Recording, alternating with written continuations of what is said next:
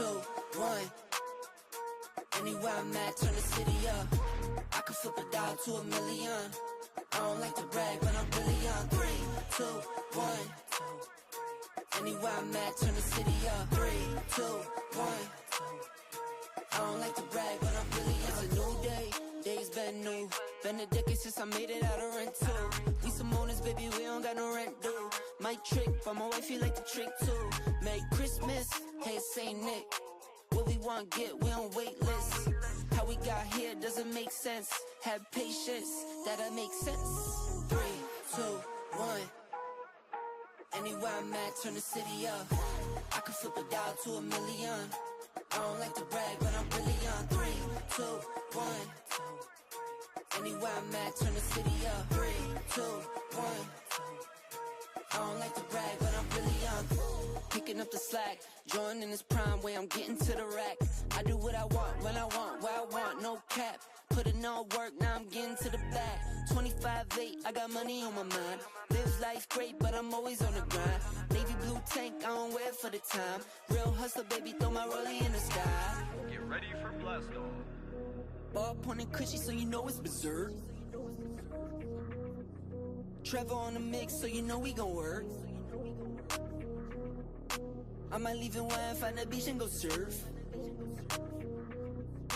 I'ma ride the wave till I'm out of this earth. 3, 2, 1. Anywhere I'm at, turn the city up. I can flip a dollar to $1 million. I don't like to brag, but I'm really on. 3, 2, 1. Anywhere I'm at, turn the city up. 3, 2, 1. I don't like to brag, but I'm really on. Raised by the rain, saved by the pain, ain't but a thing. Somebody says I'm gonna need something else to burn. Daddy and I got nowhere to turn. I'm about to be jumping the sun. I'm not in the mix. Went out a little bit, but are you high on cigarettes? And when that stuff runs out, you're gonna wanna make it. Are you high on cigarettes? Let's watch two wrongs witness and get high on cigarettes. Let's watch two wrongs witness and get high on cigarettes. Let's watch two wrongs witness and get high on cigarettes. Let's watch two wrongs witness and get high on cigarettes. Do you know that you're right or wrong? Do you know that you're right or wrong? Do you know that you're right or wrong? Do you know that you're right or wrong? He don't smoke them, but he loves it when you do. That's why he's high on cigarettes. And if you find him, you should light him up with you. He's getting higher on cigarettes. Let's watch two wrongs witness and get high on cigarettes. Let's watch two wrongs witness and get high on cigarettes. Let's watch two wrongs witness and get high on cigarettes. Let's watch two wrongs witness and get high on cigarettes. Do you know that you're right or wrong? Do you know that you're right or wrong? Do you know that you're right or wrong? Do you know that you're right or wrong?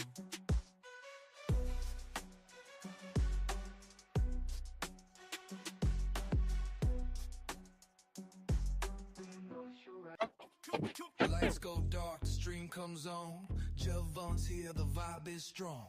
Click and clack, the steel in sight. Every edge sharpened, Friday night. Night flicks dance under the light. Blades that shine and cut so tight. Handles spin and edges glide. Friday night flicks worldwide.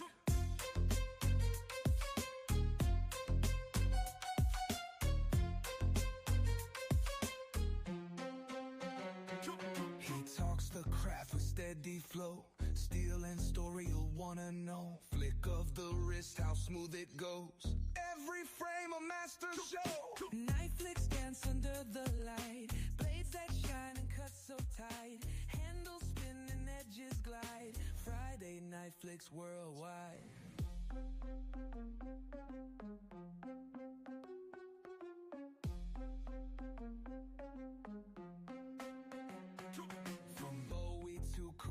sit still. Every flick has that cool appeal. The chat goes wild when he reveals a masterpiece you wish was real.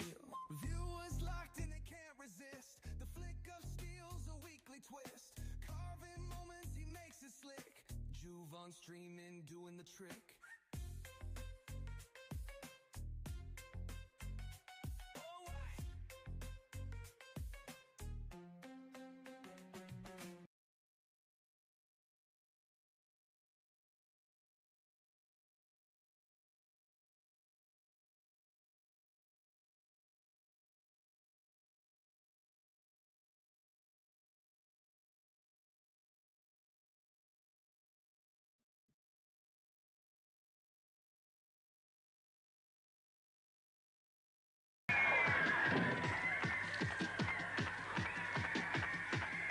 Well, music lovers, when you've made as many comebacks as Gary Glitter, isn't it nice to know you can always come back to the great taste of Heinz lentil soup?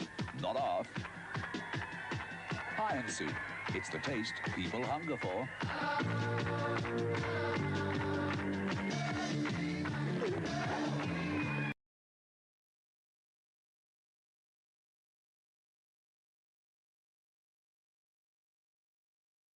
Whoops.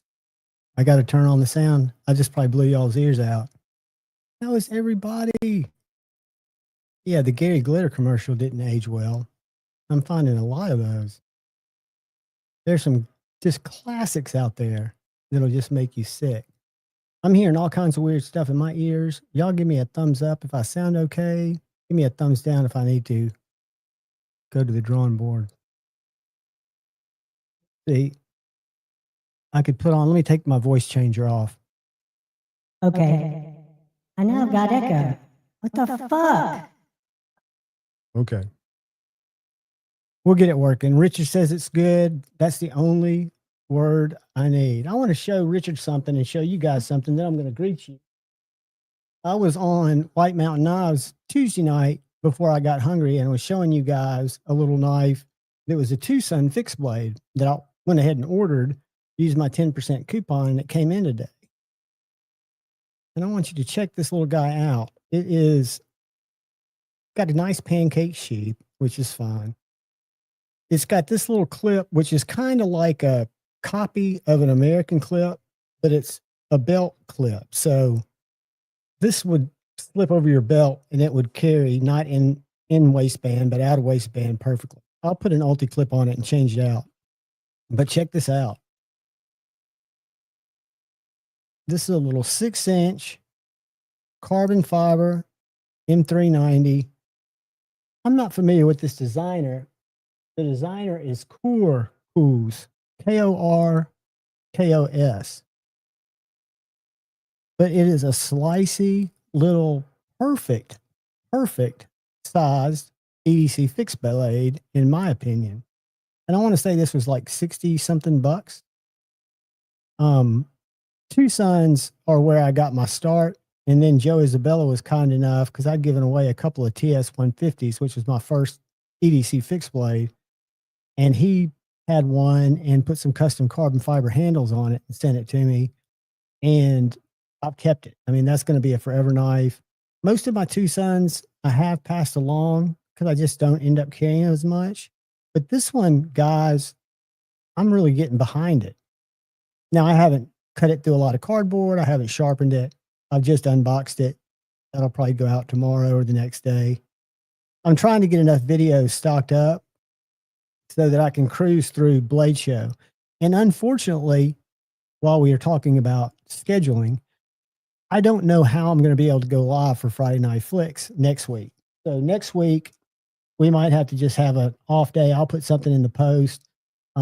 Maybe I'll do something live Sunday afternoon when I get back. Because I like hanging out with you guys. I enjoy it. And I was thinking about how I could do it over there. And I hate doing it on the phone because I can't read even when I'm looking through glasses here. But I'm going to say hey to some people like Fed Harrison, who was in here early, channel member, Turkey Hunter Extremist.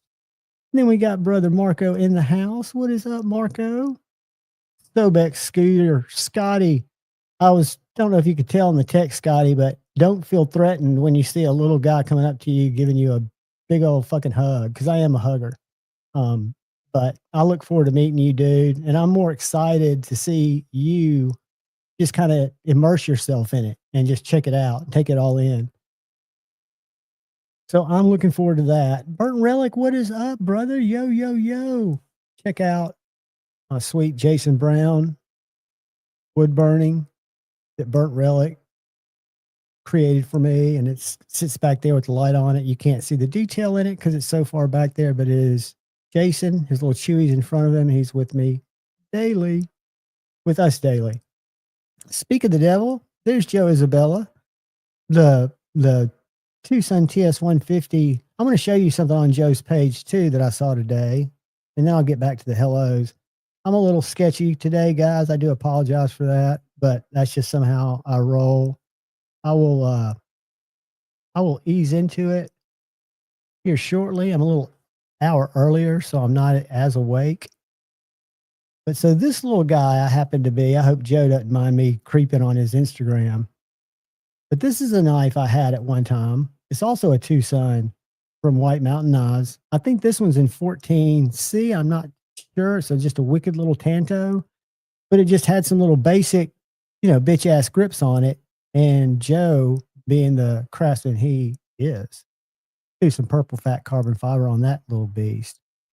But I want to say that's probably 4.5, maybe 5 inches. But guys, these knives, before you get them modded, if you get them modded by somebody like Joe, are under $70. And for me, I didn't know if I'd carry a small EDC fixed blade. So it just made sense that I started somewhere not too expensive. I did a video that came out today on some knives that I have now that are, I wouldn't say they're all budget, but they're all value. Some of them are very budget. The Kaiser Drop Bear fixed blade, which is smaller than the Kaiser Drop Bear. I'm going to pull this up right now, and I'm going to drop my affiliate link in the chat just in case you're interested. It is on sale. The D2 Spear Point is on sale for $39.95. And as far as small EDC fixed blades go, Ruh-roh, Reggie. Oh, here it is. It is still $39. I thought I'd missed the sale.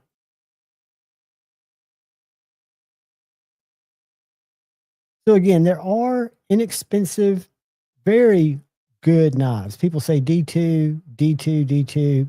If you live in a really humid area, as long as you keep the blade, oiled up, you're not going to have problems with it. D2's not my favorite, but for $39, Dylan, what's up? I got to get back up to the top. I skipped to the bottom.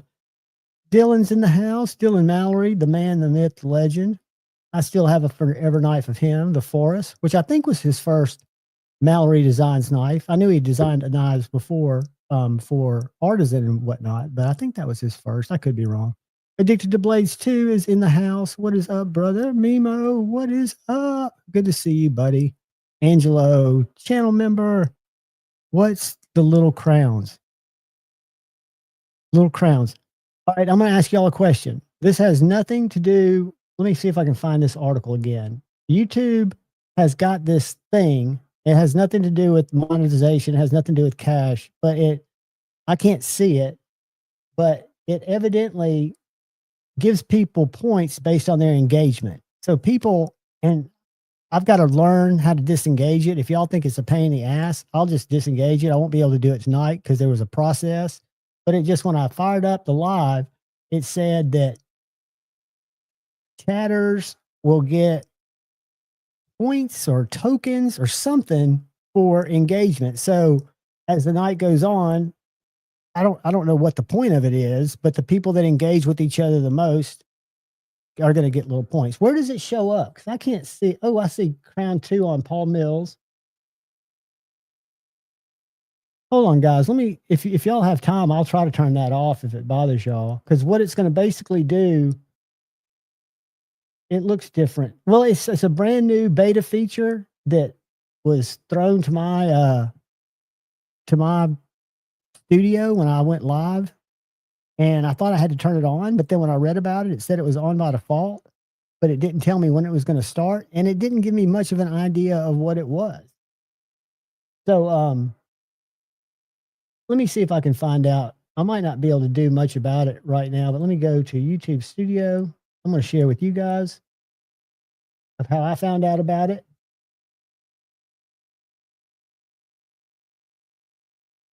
Oh man, because I read it, are you telling me you've taken it away? Hold on.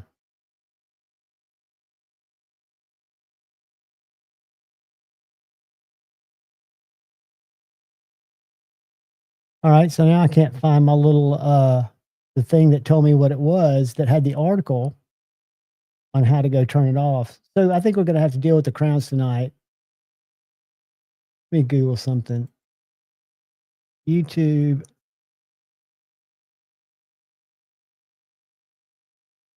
Points.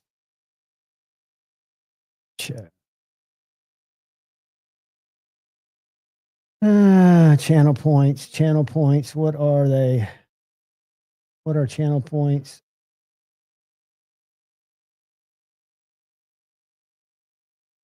I don't know. I can't find it, guys. We're going to have to live with the little crowns. I don't see them, but I thought they might show up. They don't mean anything. They don't cost anything. They don't pay anything. They're just kind of like telling people, I guess they're acknowledging the people that talk the most, that chat the most. And I want all y'all to engage, or I want you to creep and sharpen knives and do whatever you're doing and just hang around. So you guys do you. I'll do my best not to go off the rails doing me, and we'll have a good time. Good to see you, brother Joe Isabella. Beautiful little Tucson. That one is 14C, isn't it? Or is that I think that might be M392, that little one, that's a Tanto. We got my brother, Paul Mills, channel member, in the house. Paul, 11 o'clock. Try to stop by the live tomorrow just to drop your name in, then you can go back to sleep. If you'd like, I'll text you a wake-up call. Ryan Ellis, on my way into a meeting, just stopped in to show some love. I'm going to try to see you guys later. Buddy, if it works out, you jump in anytime. Good luck in the meeting. Just tell them where to stick it. You're doing a good job. I believe in you. Richard Hopkins, channel member, my buddy, who's been doing a lot of work in his personal life, getting ready for some adventures, which is cool, always cool. And I guess my adventure coming up will be squeaking over to Blade Show, I think on Thursday, and I might even have a project that I get to work on Thursday night, helping Shayne out. But looking forward to seeing everybody, looking forward to talking to a few companies that I'll reach out to that I haven't had a lot of success talking with anyone, one being Kubi, because they're a company that I've spent a lot of money with. I feel comfortable pointing out their knives. I like their knives. If it's a good design, some of their designs have been some of my favorite budget designs, but I'd like to, show more of their knives.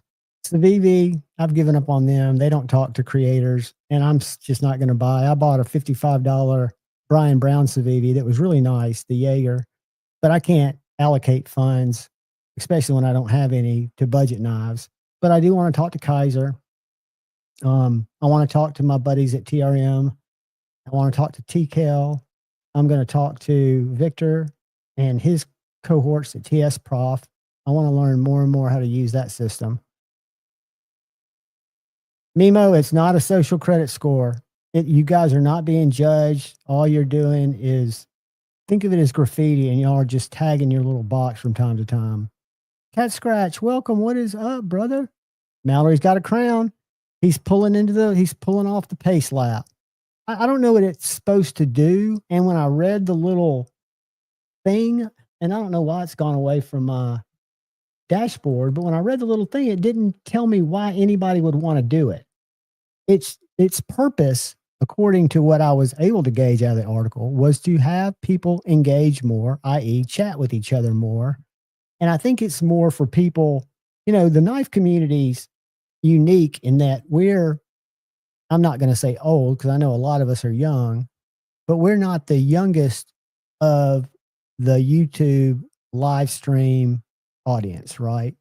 Most of those people are a lot younger, so they might like stuff like that.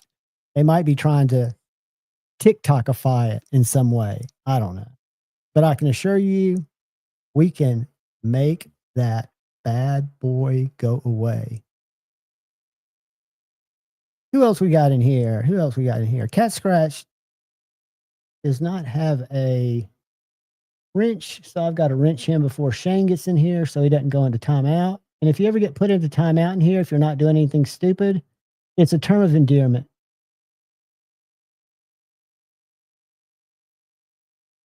That's kind of Shayne's entry kiss. If he sees you don't have a wrench, he'll put you in timeout. But Cat Scratch, you got a wrench now. You're safe. You can post links to your channel, to your buddies' channels. Just don't post anything, because with your wrench comes great responsibility. I can yank it, put you in timeout. Don't do anything crazy. Just enjoy and use it responsibly.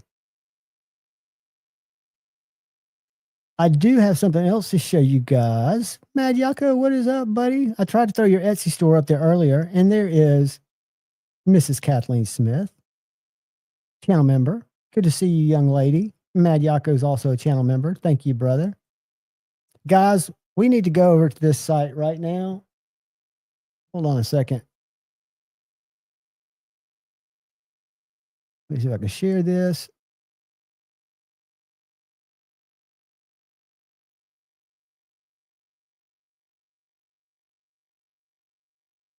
Is it the V?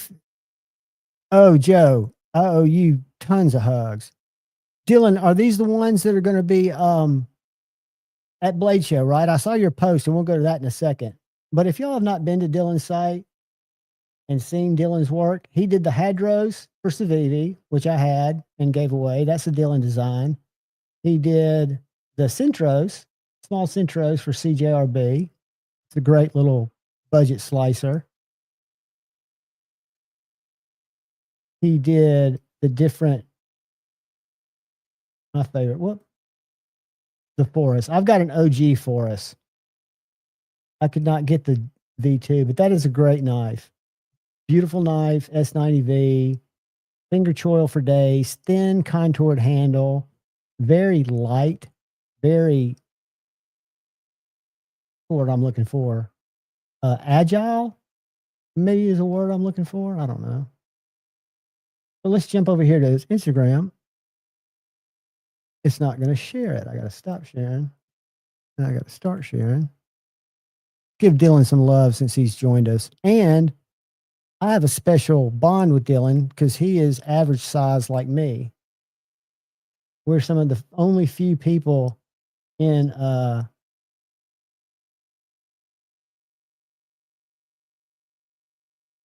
I've got to find a plug-in to zoom on these freaking pictures. Well, anyway, they're going to be beautiful. And if you're at Blade Show, I think he said 249. I could be wrong. Don't quote that. Let me go back and find it.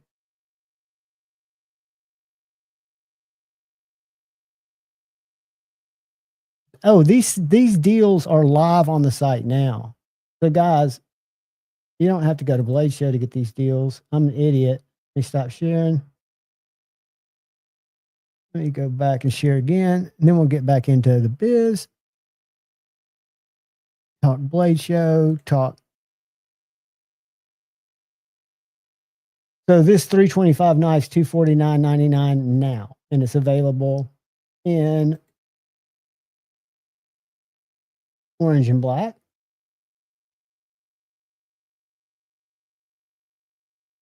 orange polish, which is beautiful,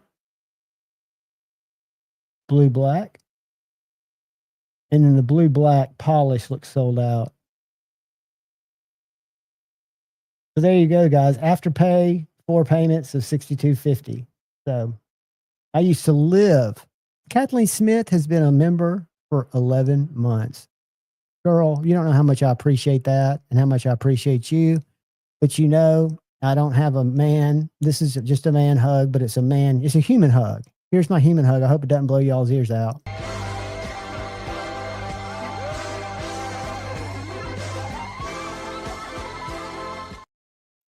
We're doing it.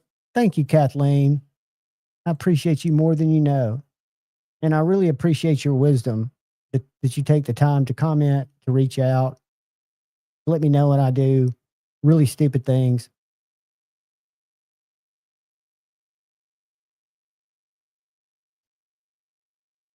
Dylan, you're going to probably be working though, aren't you? Are you going to be working, or are you just going to be able to hang out? Every time I see you, you're at Artisan's booth. Kathleen, I did. I went back in and I remixed them to try to lower the volume. Hopefully it worked. My phone's ringing while my knives are now not being shown. I'm going to have to fix that. I can't have enough of knives. But yeah, I didn't think I was going to go to Blade Show this year. I didn't think it was going to work out. I'd kind of reserved myself to that. And then because of the kindness of a couple of brothers that are willing to come pick my lazy ass up, Ryan Ellis and Shayne, I'm going to get to go over there and see some of you guys.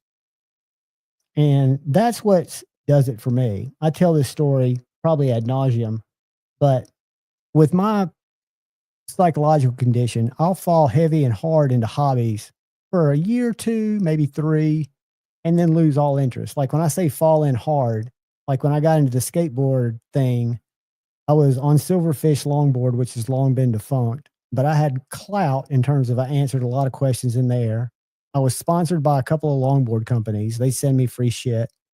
I've still got 14 to 16 skateboards set up around here that can skate, not just the decks. They're all ready to roll. But when I got into knives, and then before that, it's been so many different things. Guitar effects. I've always been a guitarist. I'll always be a guitarist, but I'll take time and build effects racks that I'll never use. Shit like that.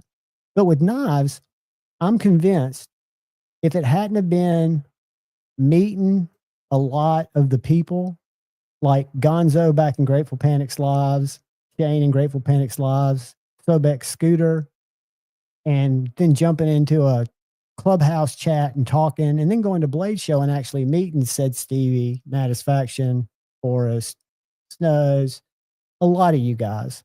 And then going to the lives and chatting with y'all, to me, it's my social life. So I think Maddie's the one that coined it. I came for the knives, but stayed for the people. I'm 100% positive. I do have a double minor in psychology, that the people and the connections that I've made, the relationships I've built, have kept me more engaged than the actual knives. For a while, and I've thought about doing a video, what have I learned or what would I do differently as a collector? It's something that when I look at what people are searching for, that's something that ranks really highly. But there are things that I know I should have done differently and would have done differently, but I don't know if I personally would have enjoyed the hobby as much as I did going through all the budget phases and going through a lot of the YouTube channels and looking at a knife that I liked and trying it out. I rarely got a knife off, and I watched Metal Complex, Stasa, Lefty, DTOM, Bearded Gear, you name it. I watched a lot of those guys back then. Peter, Christine, Women Carry Knives. And I would be influenced to buy knives if I liked the way they looked and the way they seemed to handle. Exactly, Scotty. The knives will change. Like I never thought I'd look at a slip joint or a fixed blade for that matter. But the friendships, they're interesting because it's like any other community. What I see and I'm aware of is we're all very, very different in our beliefs sometimes, that's why we don't talk politics or anything here, but that's good because what we come together for is the fellowship, to just enjoy each other's company, help each other through the day, talk about knives, which we don't have to talk about college football. We don't have to talk about religion. We don't have to talk about politics. We can just talk about knives, and we can argue about HRCs if we want to, or country of origin. But to me, the beautiful thing, like any community, you're going to have people that are just like you, that are your people. You're going to have people that really aren't your people, but you like because you respect. And you're going to have people that pull the wool over your eyes, that are fuck sticks, for lack of a better term, that take advantage of people. You know, it's just part of like any community. But for me, 99.9% of it has been 100% positive. And again, I call it, Mimo, a hike. I consider it like we're all on a hike. That came from AA in my AA days. We're just all campers on a hike. We take different paths. I never thought I'd go down certain paths. I did. I've worked my way out of certain paths like slip joints. Kathleen, last year I only went Saturday, which was, I swore I'd never do that again because you can't even see everybody in one day. I think we're leaving Thursday and coming back either Saturday afternoon. So we'll be at the show Friday and Saturday, I think. Most people, and I have before, gone on Thursday and come back on Monday, because that way Sunday, when everybody's leaving, is really the best time to get everybody together, and they go have brunch, and you don't have a show because it's closed. So you can just kind of sit outside, hang out, go to a restaurant, hang out, and have some good fellowship. So that's why sometimes staying longer is good, but everybody's got different schedules, right? Last year I could only make it over there because I was lucky that Dark Gravity and his son, I talked them into going, and they drove me over there, and we just hit it up hard Saturday. It was great. I saw a lot of people. There's some people I didn't see, but in all truth, there have been people that when I've been there for 4 days, I didn't see, that I wanted to bump into and say hey to. But like I did meet Scab a couple years ago, and I always forget the sword guy who's Scab's buddy. Really nice guy. Joe, is it Scab and Joe? Bob DeMarco's one of the Mimo 25 XPs. These are not shades, believe it or not. These are Amazon reading glasses that have a blue blocker in them. It's just my lights that make them look like shades. I can't read without them. But I'm going to get some big ass shades because I think it's only fitting to go with my goat chain. Getting old and tired, for those of you who wonder. It's an inside joke. But I'm going to ride that motherfucker to the beach because I get so much grief for it. I love it. Richard, you might be average size too. Like Dylan and I are average size. We're somewhere between 5 and 6 feet. Closer to the 5. You know what the hair product is? It was COVID, and it was not wanting to, because the young lady that cuts my hair has 2 kids. And when they came back from COVID, she got COVID twice. But she'd come back to work because her and her mom owned the little salon. So I just let it grow out. I had long hair in college. So now I just don't cut it.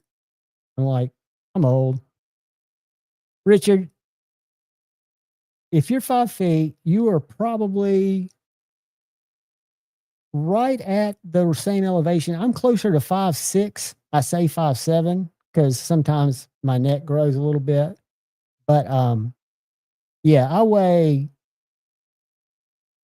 maybe 130 pounds. When I was in high school, I was the mini mite wrestler. So I wrestled 98 pounds my freshman year, 105 my sophomore, 112, 119 my senior. I'm a little dude. I like it that way. I'm comfortable on airplanes. I fit in most cars. I can bob and weave in crowds. I don't have to feel like I'm getting crushed. I don't have to feel like shit doesn't fit me.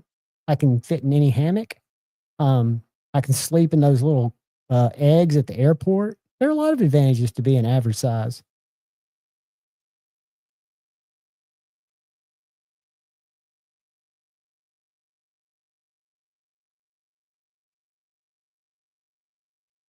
That is true. That's true. People store stuff under there, though. Sometimes you come be walking under the tables and you come just right into a Richard Hopkins. We are both the class of 1985. I think we determined that when we realized our birthdays were just a few months apart. Because I think you said you were. I won't give up your birthday, but yeah, class of 85 was me, buddy. I weighed 98 when I was a freshman. I weighed 119 when I was a senior. But I had probably at that time 4 inches, maybe 6 inches on you. So that makes sense. Cheers to the vertically challenged, and cheers to Crispy Critter. Man, myth, and legend. And that's one thing I never, I was a decent basketball player, like for get up games, but I never played for the team. I was not a point guard. I didn't have that kind of ball control. June 8th. Mine's July 22nd. So you got me by a month, a little more than a month. But yeah, we're right there, brother. The summer of love, the best year. And we were kids in the 70s where I got my first skateboard, never thought of a helmet. When I surfed, because I, on my skateboard, carry the surfboard on my arm, which was bigger than me, skating up the sidewalk where my grandparents lived in Cocoa Beach, Florida. We enjoyed the 80s, parachute pants, the whole 9 yards. I mean, I wouldn't trade. I think I've got the right generation for me. I used to think that I should have been a teenager in the 60s, which in actuality I probably should have been, but I'd probably be dead now. So I'll take that wish back. But I would have liked to have been a psychonaut with the Merry Pranksters, Ken Casey. I don't know if y'all have done any research on the counterculture Grateful Dead back in the early 60s, before it was late 60s. I guess it was the CIA in the Grateful Dead, but we won't talk politics. But sounds like there were some awesome times had back then. And they had some great visions. I mean, a lot of it dissolved into chaos, but at the time, I think it was all good. You still have your Diamondback BMX. I had a mongoose, buddy, a chromoly mongoose that I got rid of. I would trade, because I'm at the stage now where I'm achy. Like if I get up, I'm kind of got achy bones because I've abused my body, falling on concrete, wrestling, fighting, being an addict for years.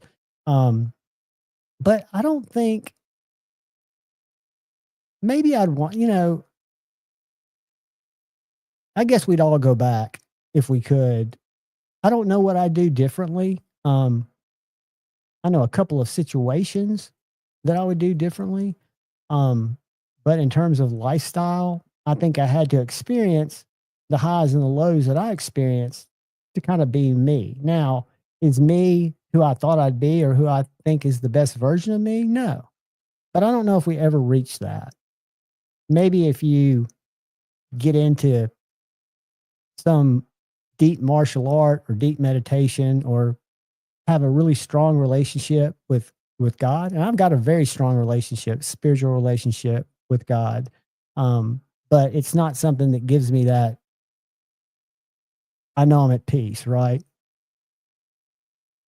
But I'd trade some inches. To me, I wasn't made to dunk a basketball, even though Spud's Webb. I don't know if y'all remember Spud, but he was the little guy who won the NBA dunk contest for the Hawks. If you haven't seen Spud Webb, I will definitely throw up a video because he was probably shorter than me and was a dunking machine. But I played little people sports. When I was a kid, we had a 65-pound football league. And then when you turned a certain age, I don't know if it was 7 or 8, it went to 85 pounds and up. And my parents wouldn't let me play anymore.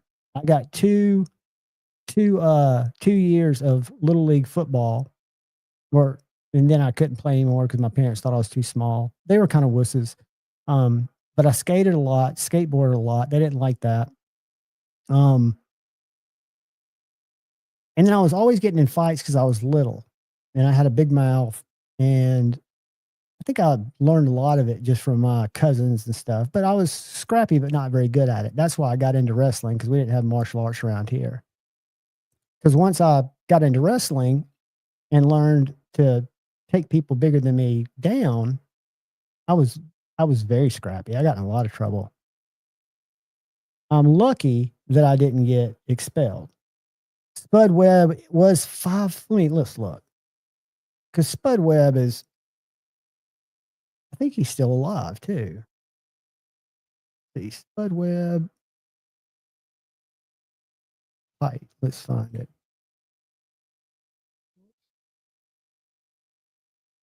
spud web height. And I know y'all have already found it and put it in the chat, but I can't see it. 5'6". The spud's 5'6".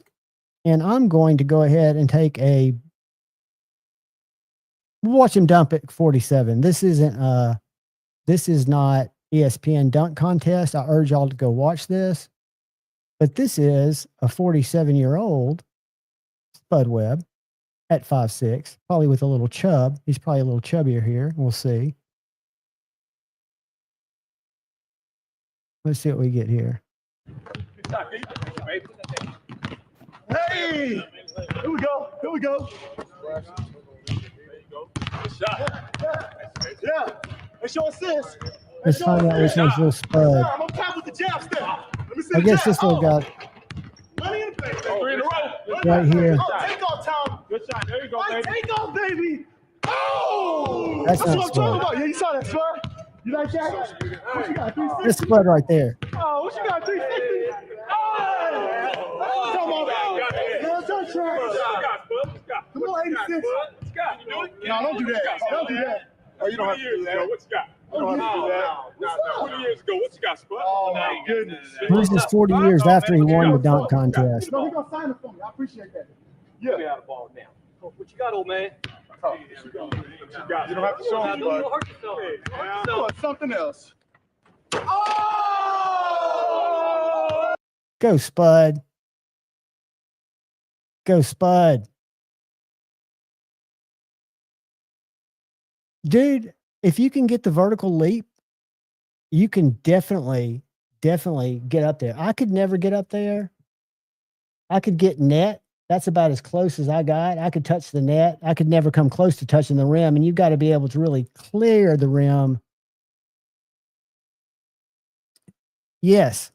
As a matter of fact, I don't have the Skur light, but I've had Jack Billings on the show a couple of times, and I met him at Blade Show 3 years ago. That's a little bitty guy. I've actually got a Skur and a Resilience. I'll go grab them because they're huge. Here's the Skur. And that knife, just so you know, is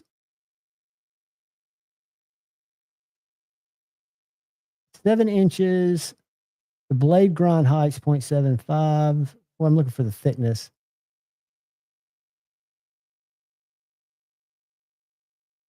Spine thickness, 0.220. So it's almost a 1/4 inch thick. So it's a 1/4 inch thick spine. Now that little guy is not as, it's like a mini Skur. The little Skur light,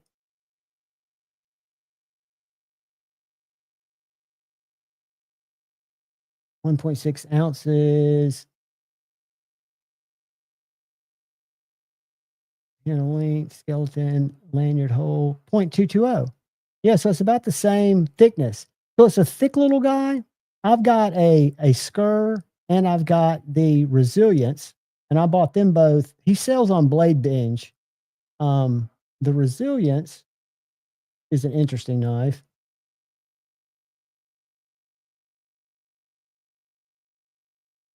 But to be honest with you, in my opinion, unless you're going to be out doing some serious chopping, doing some serious digging, knocking down some trees, stuff like that, it's not an Amazon package opener.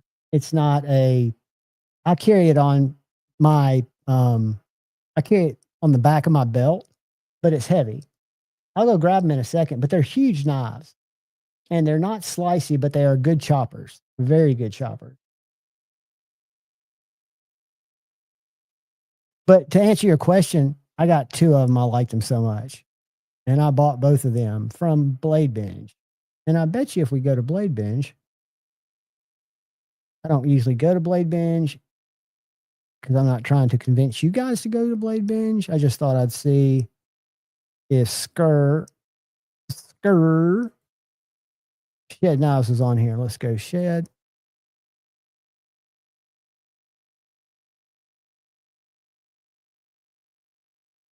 I need to talk to them. Yeah, so see, he has a lot of his knives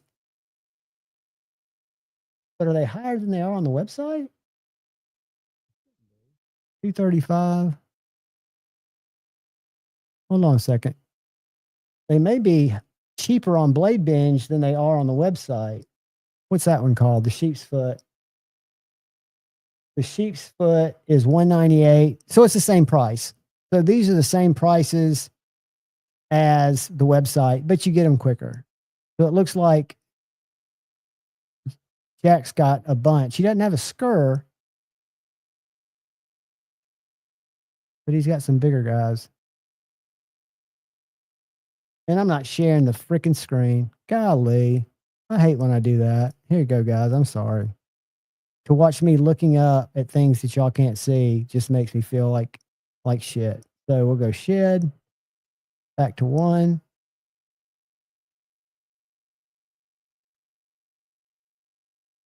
And there's his sheep's foot. He's got a couple, 3 sheep's foots or feet. A resilience. Another resilience.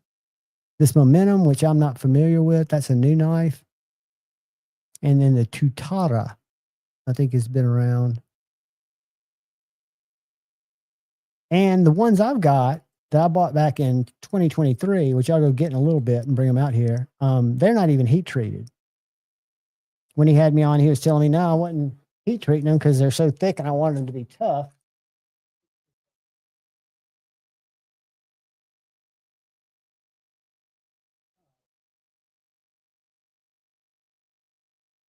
This is a technical break. Give me 2 seconds.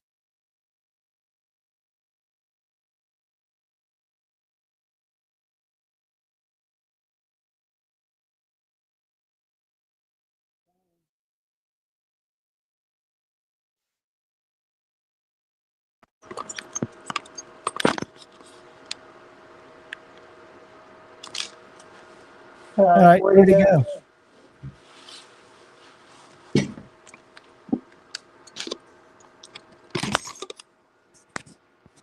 All right.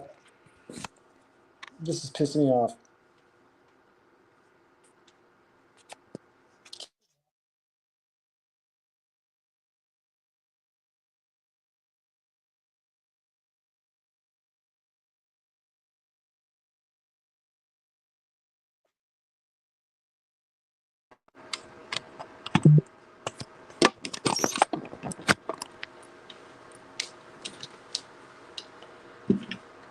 Not that you need to look at knives. What is that? That was weird. So I do have a couple of cool knives to show you. This is my buddy A to Z picked up yesterday when we went down to Knives and More, our local knife shop. Do y'all know what that is? It's a ProTech Vero collaboration. It's the automatic Synapse. Synapse. Great ergos. I like this knife. To me, it had light detent, as all Joseph's knives do. This one does not have light detent. This auto is snappy. And it's a good shape knife. He also picked up, he traded 3 knives, and the knives they wanted, he took a bunch of knives down there, but the ones they chose surprised me. But he also picked up the Oligarch, which is Skinovich design. Really cool knife. But I wanted to review this one first because I haven't seen it reviewed. It looks just like the Vero Synapse, but it's an auto in aluminum and Magna cut. And then I did something. I traded a knife that I wasn't carrying for another knife that I probably won't do a lot of carrying. But this is my first Microtech that's not a folder. It's an out the front. It's the Ultratech Gen 3 with what they call that Z BP system, which they call it a crud cutter. But it's actually called a crud cutter. What's the rest of it? The transport system, because this one has 0 blade play. That's what the ZEP is for. I've handled a dreadlock before, or a deadlock. This knife unlike any other out the front, does not move. It has 0 blade play. And it's just a little drop point, super sharp, super slicey. Will I use it a bunch? Probably not.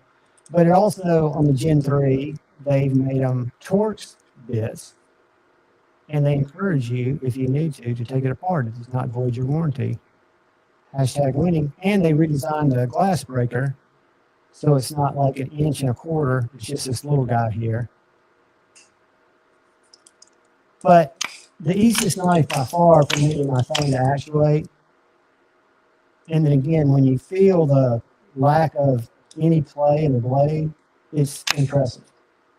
And then I've got my 20 CV TRM Bulldog out here, which I think is probably one of the best if you've got my size hand or a little bigger. Mine's 3.5 inches across.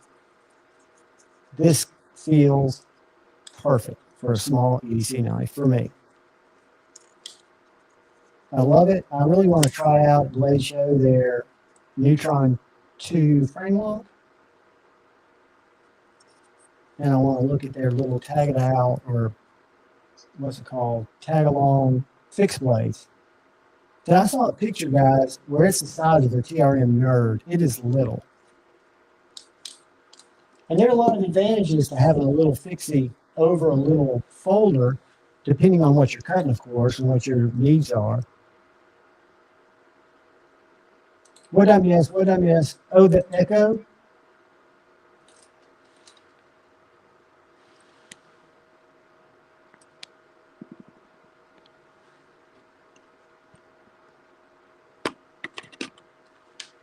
It's that camera. We're going to make it go away. Oh, no more echo. Ain't that something? Ain't that just something? But you can't really see the knives anyway. I can still show them to you. I did want to show you guys some scales that I've modded lately. Let me get my freaking backgrounds. Where are they? I was going to change it up to scenery, make it a little bit more. So I'm a big fan of Applied Weapons scales, AWTs. I think it's Applied Weapons Tactical. I always get it wrong. But these are Pair 2 scales. My first AWT scales I picked up 3 years ago. The reason I did is I loved my Mini Adamas, but I did not like the holes in the scales. So I was new in the knife community, about 1.5 years in, and searched these guys up and found them and tried them out and was very impressed with them. This is one of my favorite Benchmades. Crewwear, as y'all might know, is going to be going away, going the way of 15V. There'll be other metals, powder metals that do the exact thing. But there will be no more crewwear.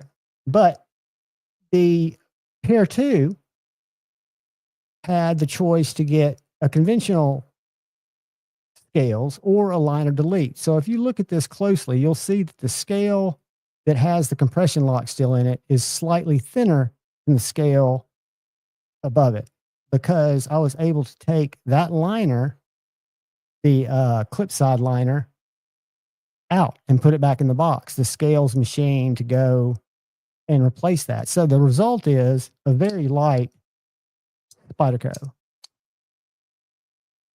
I did the same thing through Rock Stick Gale Designs on my Mannix 2. And what made it such a home run, and this is a different scale maker, but I don't know if y'all have a Mannix 2, and a lot of people like the aggressive jimping that are on those liners, but these scales from Rock Scale Design allow you to take both those liners and put them back in your box, and then you've got a Mannix 2 that, to me, is kind of more of a, what would you call it, a wussy carry. It doesn't have that hardcore grip, which some of you might like. I just liked it better, clean, without those jimpy scales. But I'm going to do a video at some point. I just don't know how to lay it out, because I've modded every Demco I've got. I think scales are a great way if you want to change your collection up over time, to do it. And you can do it on a budget if you want to. I mean, you don't have to get titanium scales. The AWTs are aluminum. I think they're $79. I don't have a code with them, but I'm working on getting a 10% code with them. That'll hopefully help you guys if you go that route. And I'd have to look. I don't even know if my rock scale design, I think rock scale, I have a code. I can't keep them all up. I know who I don't have a code for. Smoky Mountain, motherfucking Knife Works. I took that down, flushed it, like nobody's business. I don't know if y'all know my drama there. Space Ghost, what is up?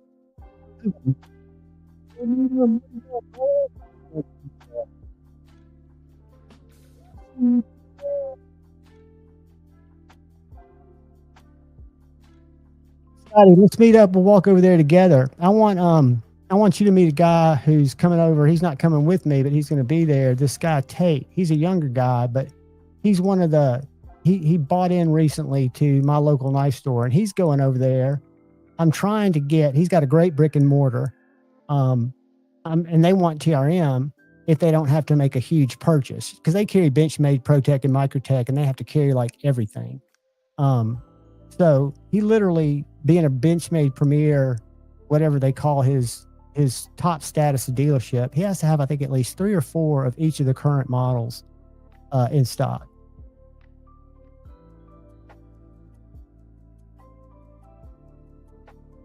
Yeah, I'm in the chat now. Hopefully the echo's gone. If not, I can fix it. They do, Mimo.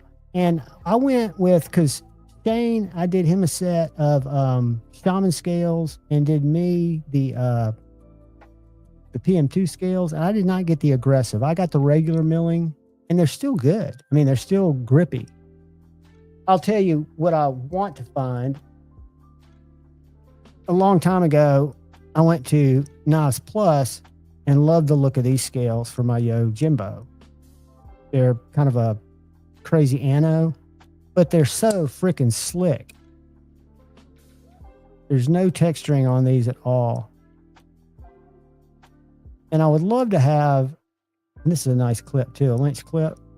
That is there a 2-way clip where it comes in 2 pieces. It comes in the little part that you mount to the knife, and then you mount the clip to the little base that you mount to the knife. So it's a true, just fantastic clip. But the scales, as pretty as they are slick.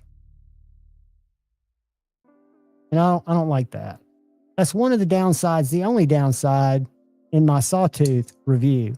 The Sawtooth by MBK, for me, for what I've looked at this year, is by far the best value of any knife I've seen. It's the best value I've ever seen from MBK. I think your Spydercos are, yes.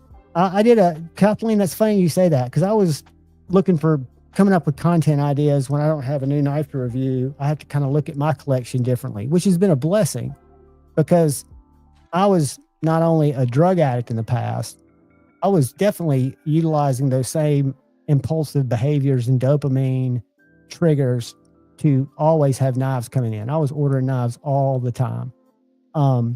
So I'm glad I did that, because I've got a lot of knives when I don't have content that I can think about. So I really put my head together, which is rare, and looked at my collection and thought, which is my perfect EDC knife?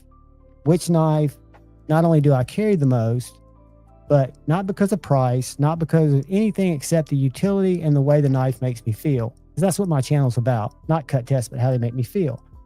And the first knife that I bought, it was over $100. I bought a Dragonfly first, but this knife, this is an S1T Blurple G10 knife. It's never been sharpened, never been stropped, still sharp as all get out.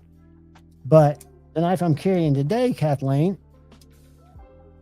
is my Pair 2 Tonto with my conventional, what you'd call conventional rock scale designs. They're not a liner side delete. they make one. But for me, I think and a lot of people like the pair of 3 better than the pair of 2. I'm a small guy with a small hand who had a pair of 3 and traded it. It just did not, for some reason, work as well as the pair of 2. Maybe it's because the pair of 2 was the first knife I really bought that was a nice knife.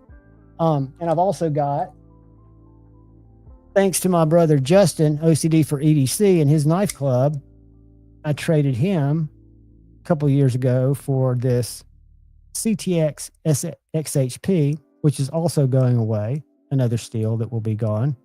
There'll be something just like it. So pair of 2 all day for me. That was a guy when I was down at Nas and Moore who came in, and he was looking for an EDC knife.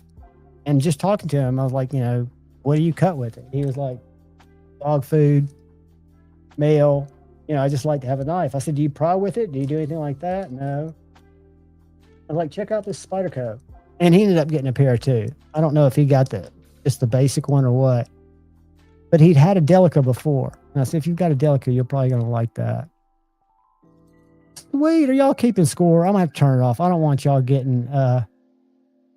0 is a win. And 1931 Leatherworks, I'm going to have to talk to you right when I get back from Blade, buddy. I'm going to have to send you a knife. But I want you to put some leather around for me, my friend. I will be getting or seeing the knife that I drew, and I don't like to use the word design. I drew a knife, and Shayne and I talked about it, and he's making it, and I'm going to offer it to people. If it comes out, it's, I guess, a prototype. So when I hold it, I know I like the way it looks, but there might be things that change, but we'll talk about that. And I will have it at Blade Show to show it. But when we get back, I'll do a review on it and show it. We'll talk about it. But it's a cool, to me, a cool process, because it's something that I wanted to carry, a knife that I would want to have. And then it's made by Shayne with input from everybody, from Brian to Kyle to you name it. I mean, it touches a lot of hands. There's a lot of love in that knife. And I'm stoked to see it. But yeah, brother, 1931 Leatherworks, I want you to be my sheath guy. And I saw a clip slip you did, if I'm not mistaken. Hold on. And I could have totally made this up.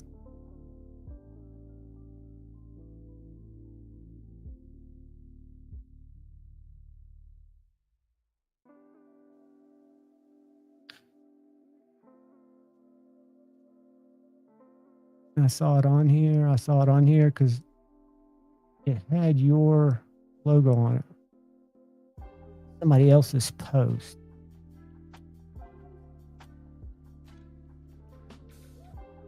But yeah, and even if it doesn't have a clip on it, that'd be fine, dude. I like those. And just so y'all know, since I'm doing squirrel time right now, Terry and I share this same knife. This is a Tops Crowhawk. And I was like, Terry, your Crowhawk looks a lot cooler than mine. And he was like, well, I did a rock pattern on my scales with my Dremel. And so Javon broke out his little Dremel, and his doesn't look as good as 1931 Leatherworks, but it made a huge difference in the knife. And it's something else I was able to do from a mod standpoint that I normally would have never tried. But Terry just showed me his and said, man, let's go at it. What are you going to do? You're not going to jack it up. Very cool, very cool. Even cooler. But yeah, I want a sheathy for the, and this is the Orlock. I think that's right. Yes. I've got a video review on this knife, and I reached out to Emily, my contact at Concept, and she did not even know the release date of it. And I said, well, all I want to know is that you put me on the list, because I think it's a great knife. well done.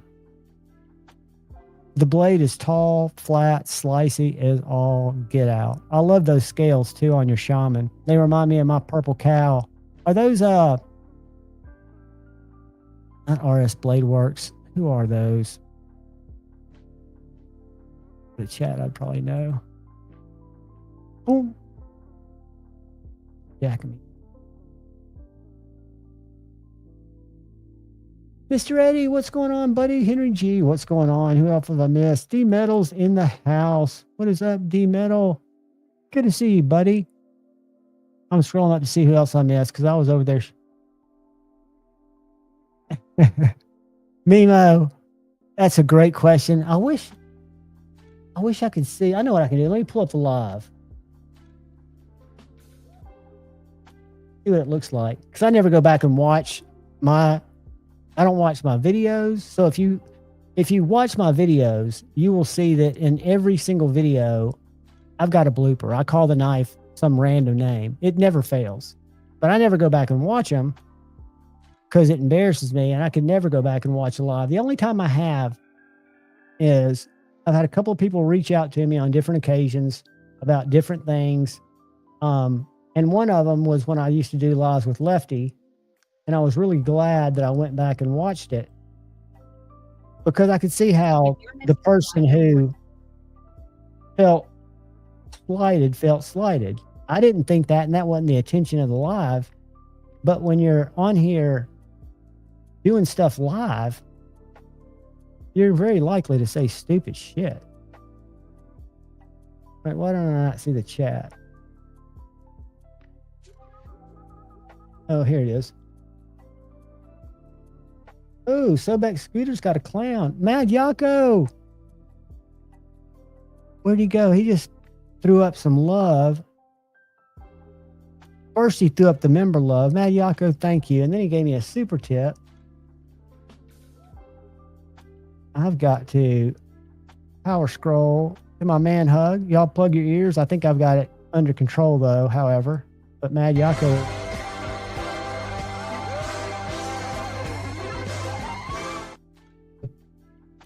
And the XP comes from chatting with people in the chat, from what I understand. It's kind of like and Mad Yoko threw $2. There is no price on XP. It's just all about chatting about. I think that's all we need.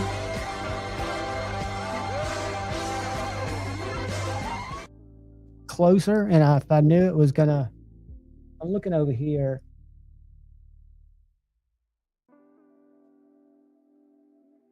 Scott Sobex is the only person I see with the crown. Oh, Marco's number 2. Oh, is that rating people? Like Scotty's talked more, and then Marco's talked and greeted more people. I don't know how it works. I'll take it all because I don't want anybody to ever feel like they're exactly right. I don't dig it either, but I tried earlier, Kathleen, to go back to my channel dashboard where it greeted me when I went live. And there was an article that I could click to. It's not there anymore. And if I go to the live, it wants me to turn on ads, which I never do.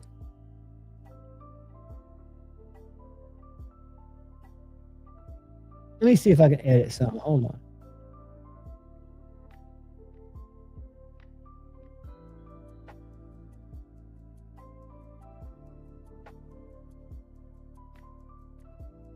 Uh, 360 video. Let's see if there's something I can turn off here. Viewers. Where is that stupid? Ah.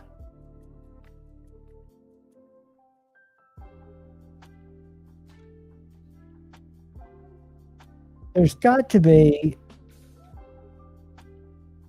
angle DVR unless what are they even called? Oh, here we go. Hold on. All right. Yeah, I don't want. Let me find out how to turn that off. What is leaderboard? A place for fans to stand out. This is for young kids. Let me go to the help center to turn it off. Let me stop sharing and share again so y'all can see the on-the-fly mad IT skills I have. That's a joke. How the leaderboard works. Opting out. Go to settings, privacy. All right. Go to share the screen. I've got no secrets here.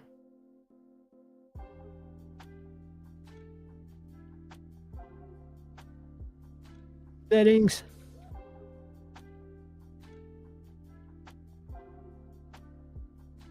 Where's privacy? Would that be under permissions? No.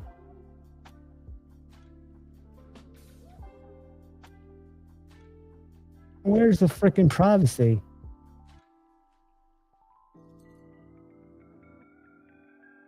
All right.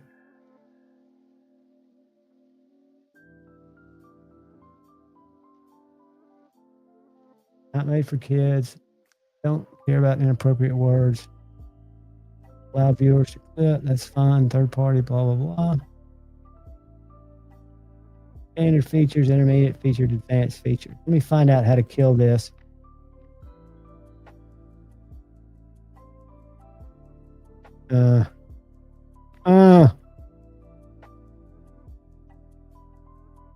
See, that's what bummed me out when I started, because it says right here, go to settings and select privacy. All right. Try that again. Do one more thing. Let's close that.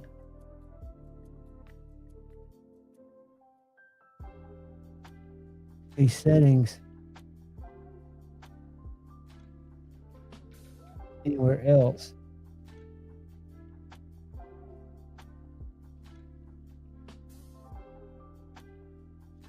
Y'all, I'm not going to get super bummed out about it, but I will make the crowns go away. Here's my settings tab, and I've got nothing in there that says privacy. Permissions is not showing shit. Community moderation, that's all y'all. Creator demographics, that means nothing. What I want to know is where is live stream where I can turn off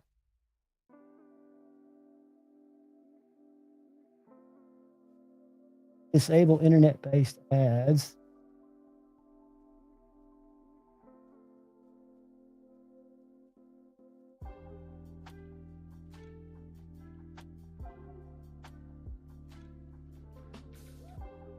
Y'all see the dilemma I'm having here?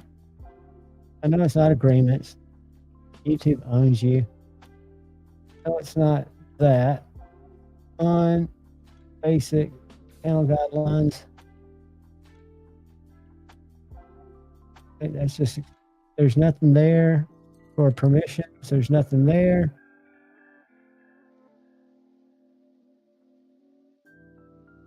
Guys, I don't know how to make it go away.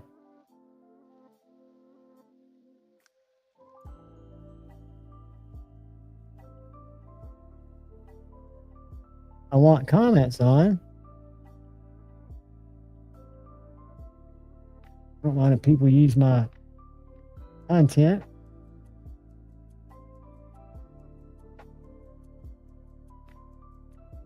This is shit that I put in my videos and the way I set them so that every time I go to upload a video, I don't have to put it in there every time.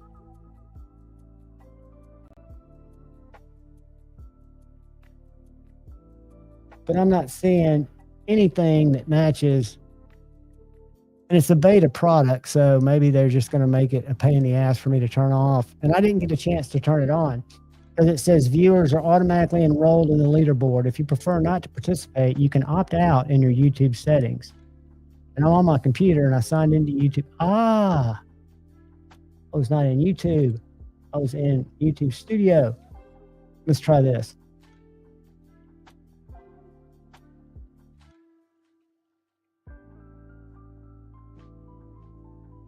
If this gives it to us.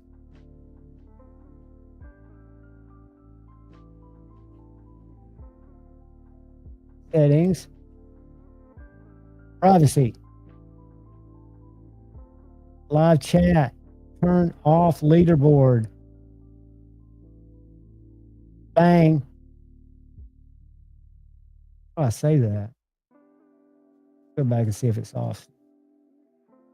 Guys, we've done it. We've done it. Now, I don't know. Does that mean it's going to be off of the stream? Did y'all's crowns go away? Let me check. Paul Mills still got a crown. But they did go away. I turned them off.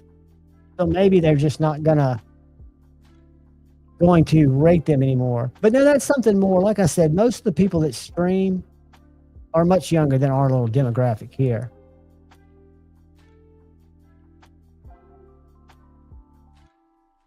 Yeah, competition is not live streams. I think it's a TikTok thing. That's what I think everybody's trying to be like TikTok, and I'd be fine. No offense to you guys that use it. I think TikTok's the worst.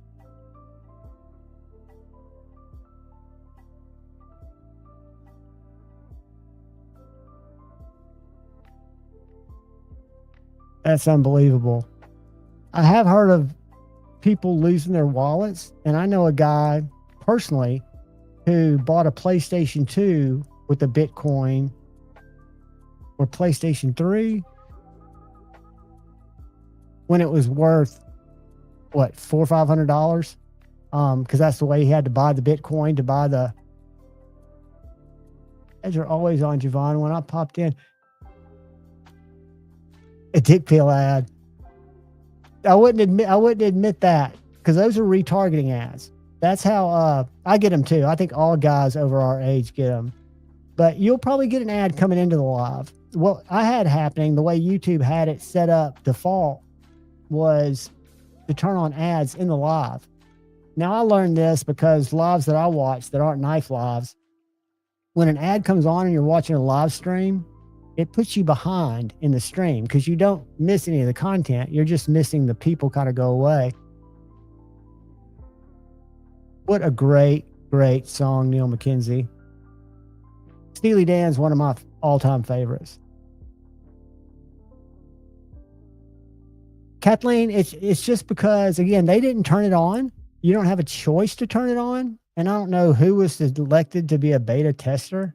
I've got this other thing that I've been selected to test, and I'm not doing it because it is. Tell me this isn't cheesy. See this right here? I could go in here and I could set a goal on how much I expected to make and what I'm going to do if somebody, it's just, to me, it's a grift. So that goal button, YouTube wants me to use it because YouTube makes money off anytime somebody gives me money. So you'll see that in live streams too. And I don't know if it's a Twitch thing. I thought Twitch was dead. I'm surprised Twitch is as big as it was. But I never watched it, and I was never a gamer. And I was never into. I can't physically, with my mental health, manage a YouTube account, like getting in the comments. And I mean, to try to run, I look at my buddies like Tri-State and what's his name, Ray, and these guys that are doing TikTok, Instagram, Quad Boys Cutlery, Scab. I mean, that is a freaking commitment. It is a freaking commitment. Scotty, you should stay on top. Did your crown go away? Paul Mills is showing number 1. But I wonder if I click on Paul Mills. See, I don't see it in my StreamYard chat. I have to look it over in the other chat to see it. Weird. Sable. I did put some more logos in there. I'm capped at how many logos I can put in based on channel members, but I try to switch them up. and they're cheesy too. I think they're more for younger people. And unfortunately, I'm not a graphic designer. I did give birth to one, and she is 25, living in Nashville. And I've been not giving her a hard time, but I was like, it'd be great if you did me a channel logo and let me get away from some of this AI music. Speaking of AI music, buckle up for this shit. I just put a couple of words in and said, do this weird song. Where is it? Went out because we only had a little bit. But are you high on cigarettes? And when I start friends out, you're gonna wanna make it. Are you high on cigarettes? Let's watch 2 rounds witness and get high on cigarettes. So all these tracks are AI. I just say, make a hip hop song about Insomniac City Spin, a YouTube show, live stream I've got. And it comes up with all the shit. Now I've got a channel members thank you song. All this just done by AI. I took it. And I know they're not good. It's not good music. But I am going to play some AI music for you real quick to break it up. I just don't know how loud it's going to be. I would play this in the background if I could, because I find it kind of infectious. I don't know why. Let me try something. Bear with me. I think it'd be better to do it this way. And I can turn it off.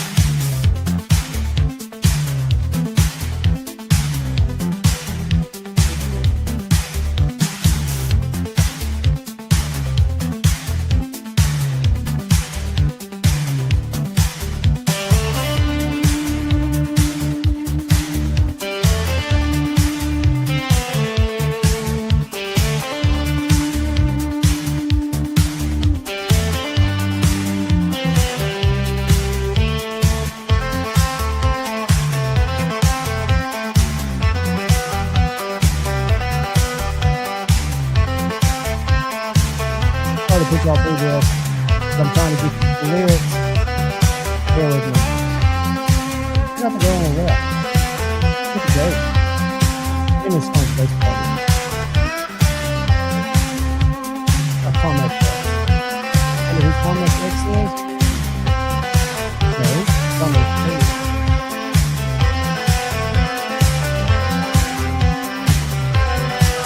Damn it.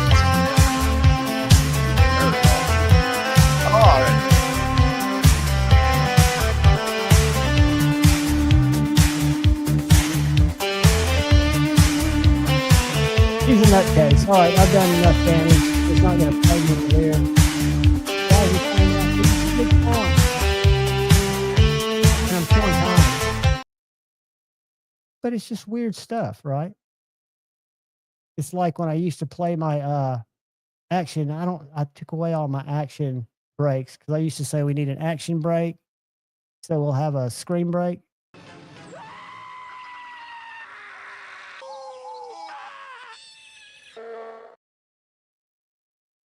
Just stuff like that. Just weird stuff. Kind of like the Nannerpuss. You can call me Nannerpuss. I used to have some Spider-Man stuff on there for like a little action break, just to make it different. Different stuff.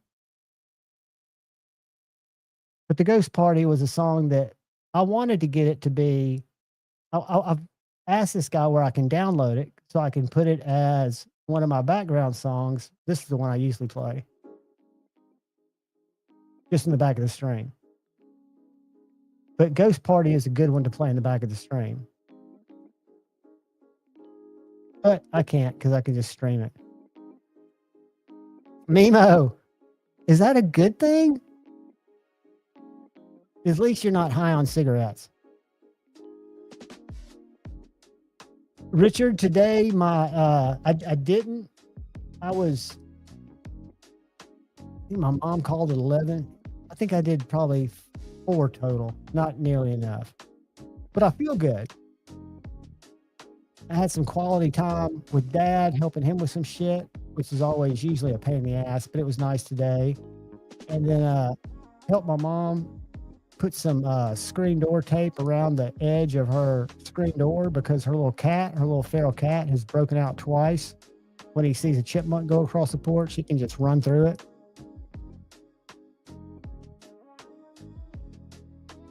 Email. Y'all all get crowns. Y'all all should have crowns. Y'all are all winners. I did not know. I mean, that's the kind of thing. What's funny is, I guess there are people, because again, we're on the more mature age of chatters, but I guess there are people that want to, out chat the next guy. To me, that just makes it chaotic and it's competitive. We don't need competition. We can have casual debate. We can have heated debate as long as we're respectful. And I don't think we should debate about things that, y'all, it's y'all's live. As long as y'all don't get me in like trouble, I'll talk about what y'all want to talk about. But I do want to share some more knives with you guys. I don't know if you saw the knife that TKL put out for Melissa Blackwood's. It was a collaboration. Looks like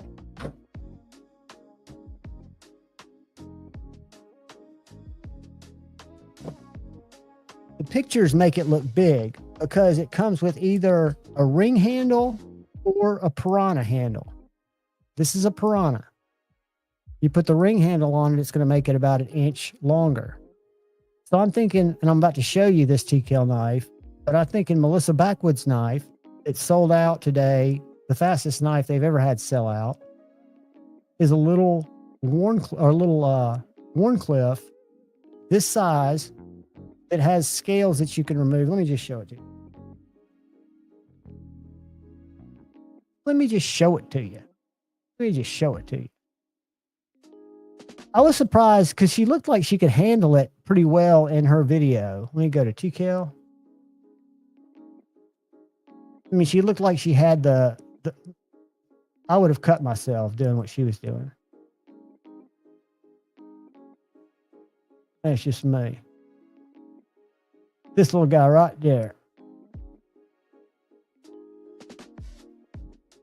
With TKL knives, the Warren EDC. Just got the grips done. These are copper inlaid G10. First that I've ever seen done. It was my idea. And then we have these hand-turned copper screws by a customer of ours. Look at this together as a complete package. What's even more unique is that each set of grips is going to be completely different. So everybody's is going to be different. I'm incredibly excited about it. But look at the blade. That's a beautiful little knife. Such a good pocket carry blade. A little small, super slimline sheath. I mean, Atlanta. Ring on it.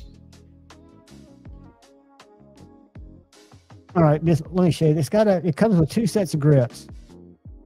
Whoa, this thing is sharp. Unboxed with me a brand new package of TKL knives. First up, we have the Warren EDC fixed blade, a collaboration with Melissa Backwoods, aka Melissa Miller. You might know her as a survivalist from the show Naked and Afraid. And this is her very first collaboration knife. Super excited to share it with you guys. It has the ring for added retention, but you can also swap it out and make it super compact. Aggressive Warren blade for your EDC cutting tasks. Great for all around field.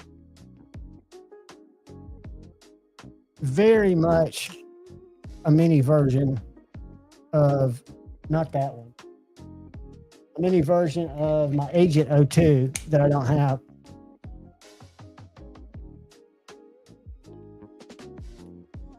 It's actually, let me go to her page because it's actually a self-defense knife is why she says she designed it. If this is her. Hold on. Let me share. Here's her talking about her knife. Holy crap, it's finally here. The TKL Melissa Backwoods Warren EDC. Little pocket carry EDC, you can slide it into your pocket, press this tab down, and then retract your blade. But this also makes a really good appendix carry for more concealability. Or you can switch the grip out for a Piranha style shortened grip, which makes for a great neck carry. Stainless Nitro V blade steel with a beautiful nickel boron battle worn coating. Knife also has lashing screws, which reduces the weight and allows you to put paracord through it if you please. You can do the longer ring grip or the shortened Piranha grip. Ultra comfortable handle, deep finger choil, thumb ramp, and we got chimping right here for those nice little precision cuts. Seriously, look at that little razor. Very piercy tip. Wow. Blade and sheath on this knife are 100% made in the USA. This is the TCal Melissa Backwoods Worn EDC. I'll put all the details on this knife below. An EDC knife with a fingering. Damn straight. But I wouldn't live out in the woods for 35 days either. 3 times or however many times she did that.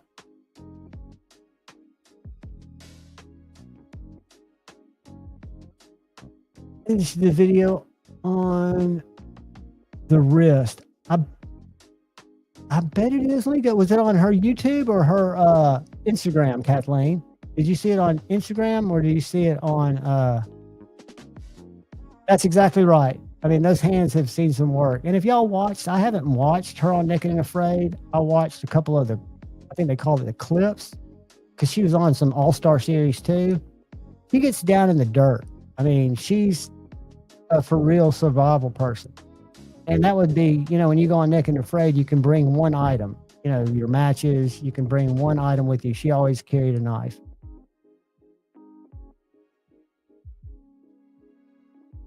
No, rank mode's going away. You don't need to be prepared. You're ranked number 1, Drew, dude. Everyone in here is ranked equally number 1.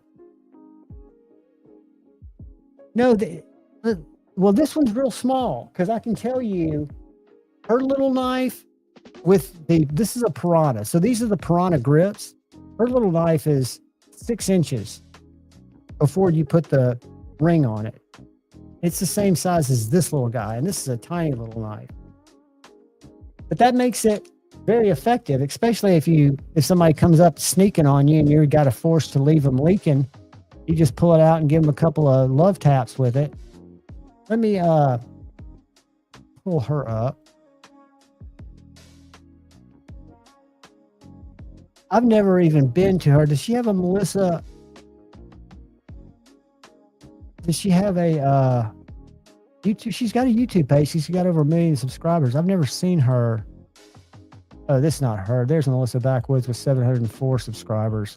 Oh, God. All right, let's go to find her here.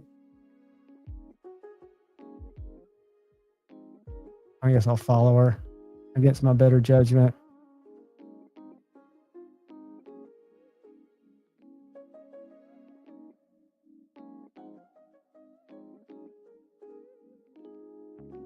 Is that it? Yeah, these are all these knives have been her little knife. And that's a TKL blade shape. I think she put together a nice one.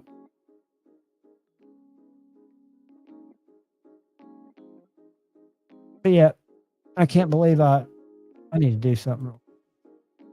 Subscribe to her. I don't need her stuff in my feed. Unfollow. No offense, Melissa. I'm a fan, but I just don't need the feed. The feed grief. Was it a video, Kathleen? I wonder. What do we congratulate? Henry G, thank you, brother. I've been missing so much stuff, guys. I apologize. When I get over in my other...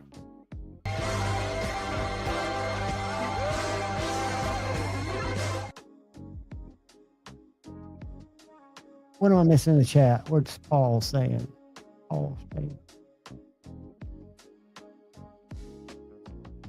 Scotty lost the crown. Paul, I don't need the crown, guys. I've got my goat medal. I'm in good shape. Getting old and tired is what that stands for, if y'all are wondering.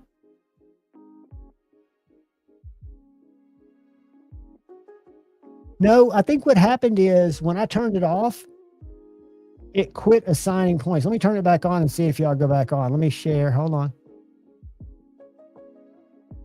YouTube. Where's YouTube? There's YouTube. Go to settings, privacy.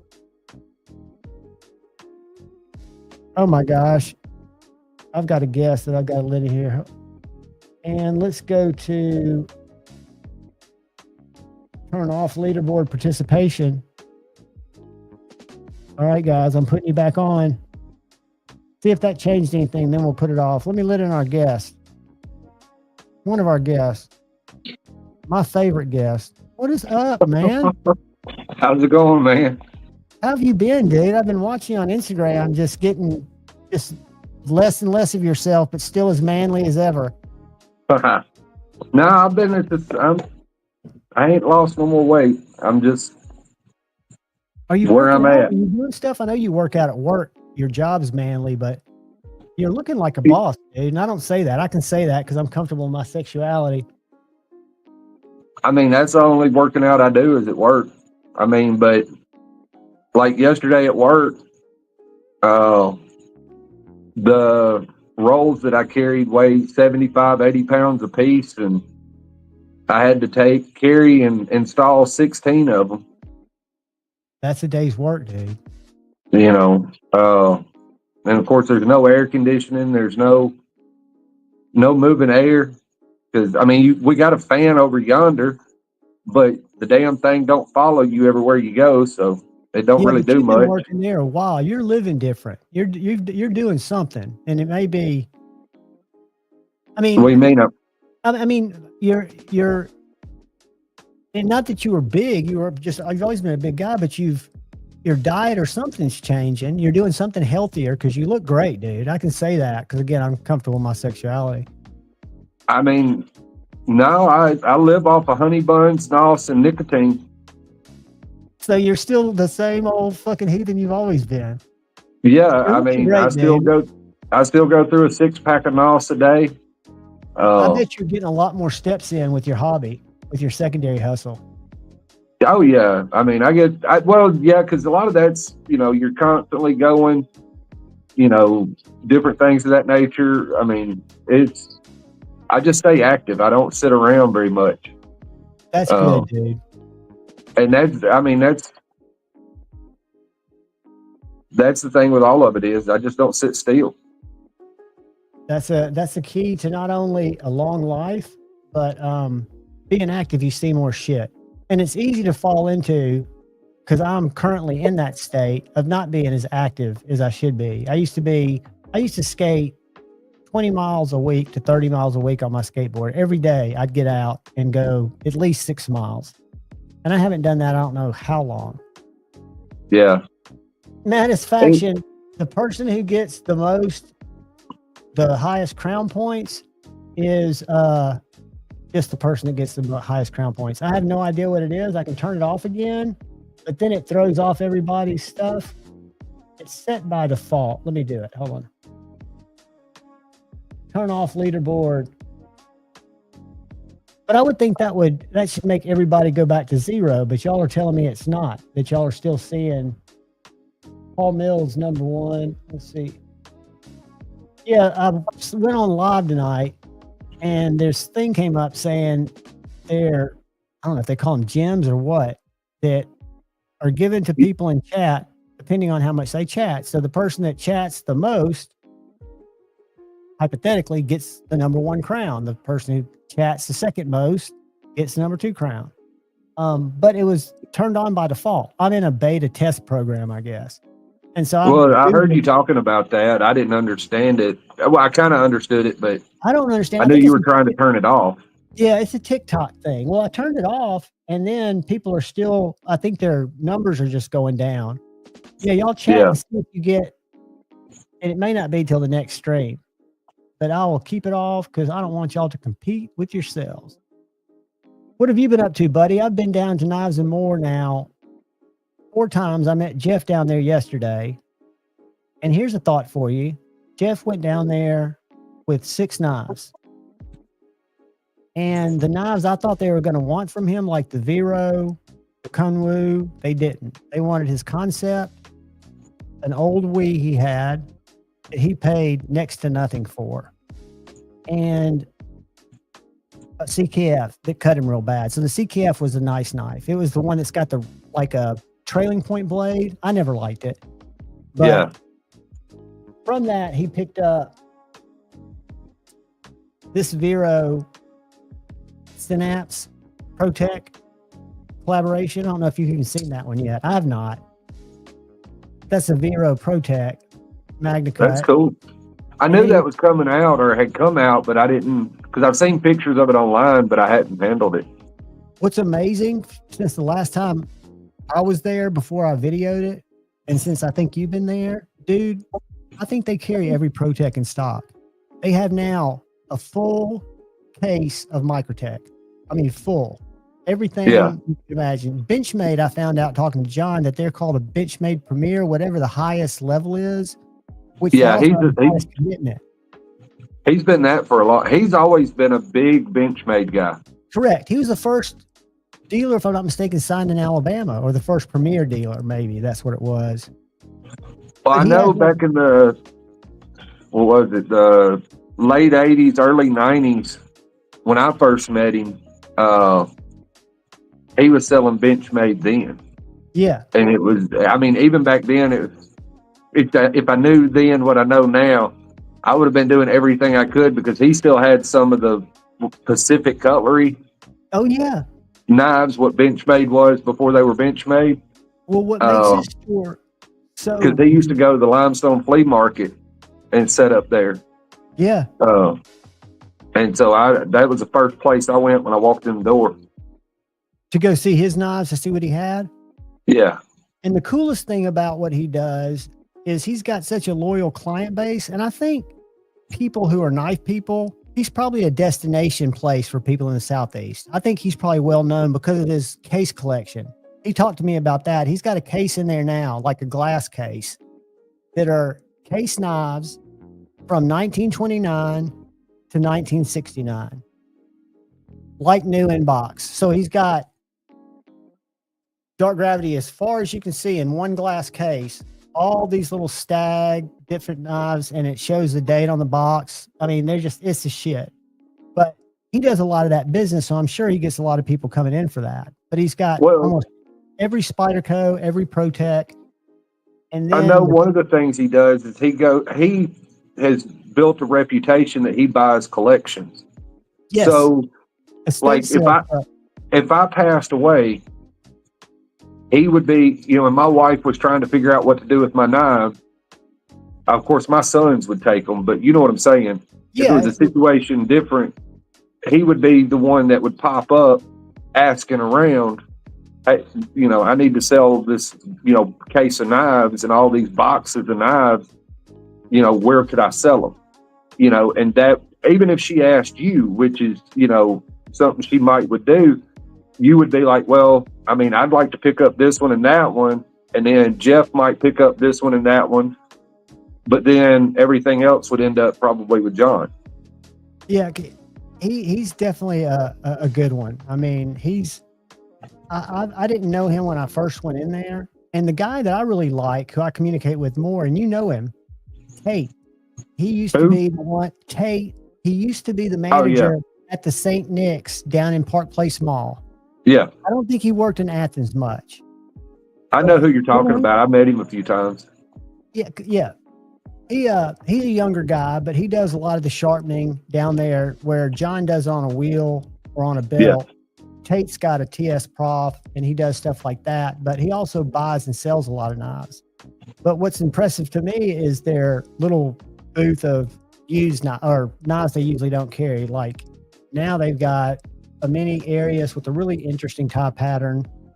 They've got 2 of the Battlefield pickup hinderers. Oh, well, that's good. Yeah.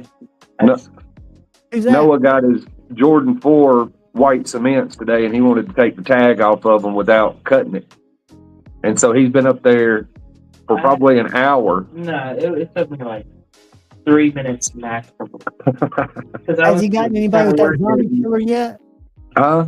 Has he gotten anybody with the zombie killer yet? No. Has he I don't had even some know where trees? it's at. He probably don't know where it's at. I know where it's at. I know. I It's know up he there in knows. his room somewhere. Probably under his bed. He's probably waiting for the zombies with it. Good to see you, Noah. Or good to hear you, buddy. He has it set up on top of the wardrobe in his man cave. Awesome. He's got his own man cave. You know I don't what's have coming up one, but again? he does. It's coming up again. Hang on, let me turn off this waterfall thing because Noah's going to turn it off. I got a waterfall in the pool and it's drowning out where I can't hear good. You sound good, dude. And it looks like you're sitting in a different place. No, I'm sitting in the same place. It's just a different angle because I got a bigger chair. There you go. My old chair broke and I got a bigger one. And so I had to move. I had to slide stuff around. Right. And I wasn't prepared out here like I used to be to do this. And so I went and got the charger out of my truck, plugged it in so my phone won't go dead because streaming kills my phone. And then I'm using a kettlebell as a prop to hold my phone up because I don't even know where my phone stand is anymore. I was being selfish just wanting to talk to you. You know, that's why I was so glad that you popped on. I mean, you're welcome here all the time. And I know you're probably still carrying your Sabenza, right?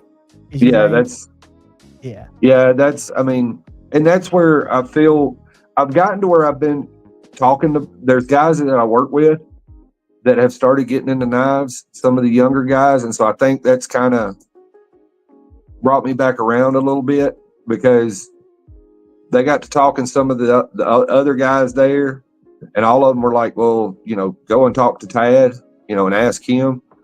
And so it kind of brought me back, I guess you could say, into the fold a little bit more.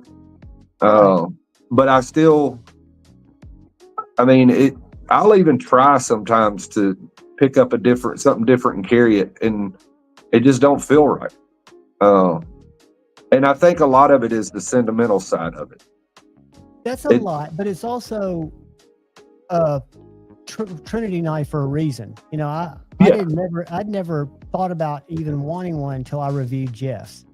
I think he's got a couple now because he loves the knife. It's a perfect knife. And I know, do you know Ryan Ellis lives over in Trustful, I think? I know the name, probably from YouTube. Yeah, he's got a bunch of he might pop on here when he gets back. He's in a meeting. He's over in Alabama, but he does like commercial fire extinguishers, but you don't call them that. You call it when you run it through the building, fire systems, you know, fire. Yeah, fire system. Yeah. He got the Amazon data center. Okay. In Mississippi. And he says, man, that is a logistical fucking clusterfuck. You can imagine how hot we got where I work at, we got, I think, like 40 of them. Oh, I bet y'all have to, because that stuff could melt down, couldn't it? Yeah. Yeah, we're providing the steel for like every Amazon data center being built over the next 10 years in the United States. Wow.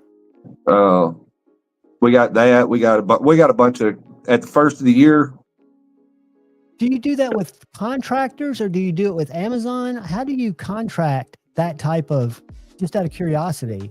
The contracts are with, well, depending on which one it is, the contract with Amazon is with Amazon, that we will provide, we will make sure the contractors have what they need. When they need it. When they need it.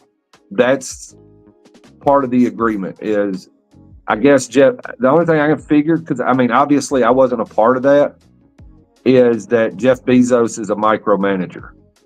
Correct. And that would be because that, you know, they kind of explained to us, because I thought it was strange too that the contract was with Amazon, but I guess our CEO knew that. So when he did the Skype thing, whatever you want to call it, the video for us, you know, explaining, hey, we just landed this contract, that contract, you know, these are things coming up for the year and the next 5 years and all that kind of stuff. That's great news, dude. To have that kind of. I thought it was strange Amazon too, but then he explained that our job is to have the different materials ready to be on a train or on a barge, because a lot of people don't know in Decatur, we don't just make sheet steel. We make pipe, we make trusses, we make, you know, frame materials. And of course, the company as a whole nationally makes pretty much everything made out of steel.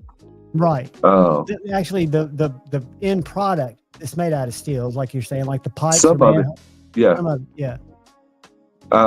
I mean, usually the only thing left to do with some of the stuff that we make is you may have to make little nuance modifications to fit it into place. But we make every shape, bend, twist, turn of steel that you could imagine. So I'd imagine the Amazon data center is probably a lot of those type of components, because they're probably throwing up the same type of buildings for all these data centers. It's probably a pretty repetitive, I would think, design, wouldn't it be? I mean, I don't know, the two they got here in Madison, Huntsville, whatever that area actually is, Athens, I don't know. They're different. Each one of them's different. So, at least appear on the outside. I don't know about the inside. I haven't been inside either one of them, but they both look different on the outside. Which means that they wouldn't be the same. Y'all wouldn't be just pumping out the same parts of stuff on a barge for them to then set into place. Yeah, I mean, when they do them, I mean, they may do different designs for each one, or they may have 4 or 5 designs, like cookie cutter house builders do. Right. You got 4 or 5 different designs to choose from. They may be doing how that. big of your data center is. You're right. Right. You might have one for 5,000 servers. I'm sure that's a low number, but yeah, yes, I haven't. Ryan was talking about the heat that those things generate. Mm-hmm. Just when they're just running, Yeah. I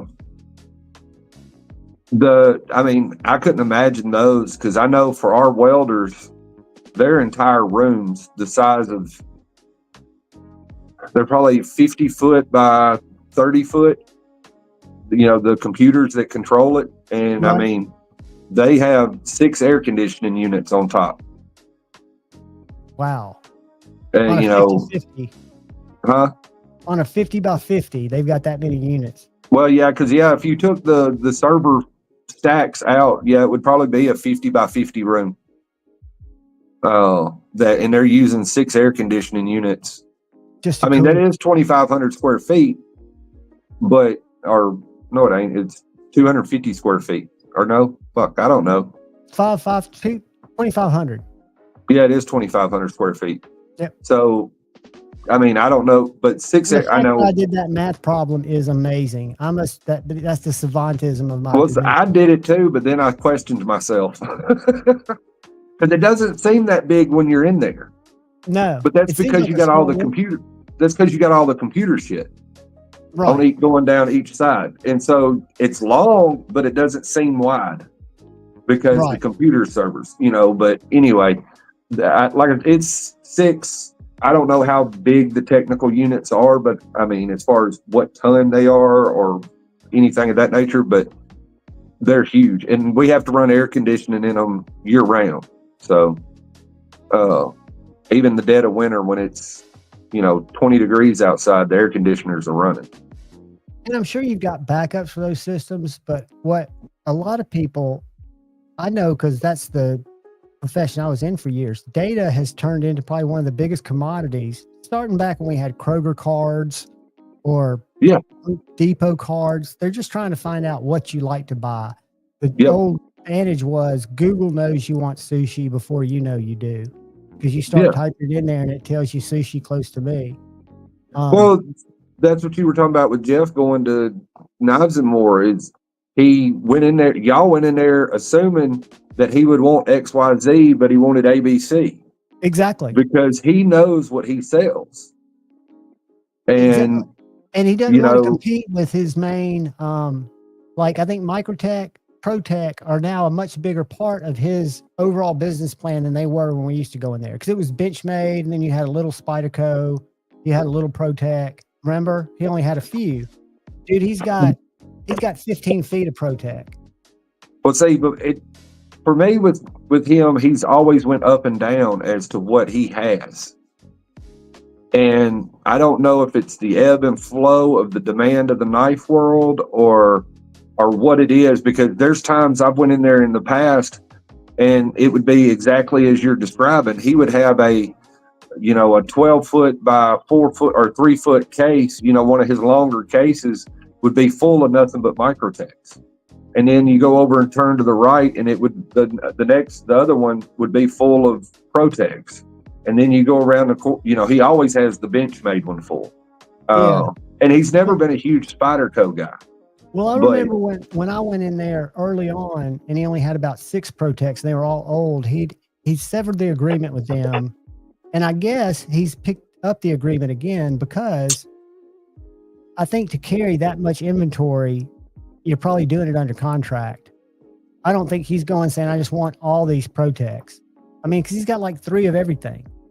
Well, I know, like I've told you before, with Dylan, talking to him about the way it works with Spyderco, is they have to take knives from Spyderco that they don't normally sell very good. Right. Because they have to take package deals. It's whatever, I don't know the package, but you know what I'm saying is they when they buy knives from Spyderco, they buy a $50,000 package. Correct. Well, Spyderco sends them that $50,000 package. And that makes sense because they don't get to pick and choose what's in that package. Which makes sense because Tate said, we've got a shipment coming in tomorrow, and I think there'll probably be some pair of 3s in there. But he didn't say we've got 6 pair of 3s coming. Right. And obviously they're going to give you the ones that move the fastest because, of course, Spyderco is going to produce the ones they sell the most of. If the highest demand is for the pair of 2, they're going to make a shit ton of pair of 2s. And obviously the pair of 3s right behind it, so they're going to make a shitload of those too. But you're going to get stuck with those random ass knives that I don't even know the fucking name of because Spyderco is going to make you take them too. Right, because they want them. Once you take them, they're off their books. Well, and I don't understand why the hell they make some of the knives they make, and that goes throughout multiple companies, not just Spyderco. Right. Because I'm just like, I don't know anybody that is interested in it, but you still make it anyway for that one fucking random person in the middle of nowhere that wants that one thing. And you're going to sell one, but you made 1,000. Now, I know you guys do totally different stuff, but I know you did a lot with knife steel in your history, right? Yeah, in the past. Do people is the Crucible thing big news in the steel world, or is it just in the knife world? Just in the knife world. I figured such, because I don't know if you saw that interview that Laren Thomas did with, I think his name's Jim. He's the CEO of Niagara Specialty Metals. Yeah, Niagara. Yeah. It was a great, to me, it was eye-opening. I didn't realize what something like Niagara did, took that steel and made it where a knife maker could use it, continue to roll it down, heat it. Oh, I know that primarily with Crucible and Carpenter steel, they don't make knives targeted toward knife makers. No. Or they don't make steel targeted towards knife makers. They're targeted towards machine shops. And they typically come in various ingots, or slabs, depending on what you want to call them and how big they are. I don't know the exact point where it goes from an ingot to a slab and all that shit, but that's who they primarily sell to. And so what Niagara does is they'll buy the ingot and then take the ingot and run it through hot rollers and make it into a sheet, usually into a plate that's a 6 foot by 8 foot plate. Right. And then, sometimes, I don't know, I think Niagara will go as far as cutting it down even smaller to where you have strips of blade material and things of that nature.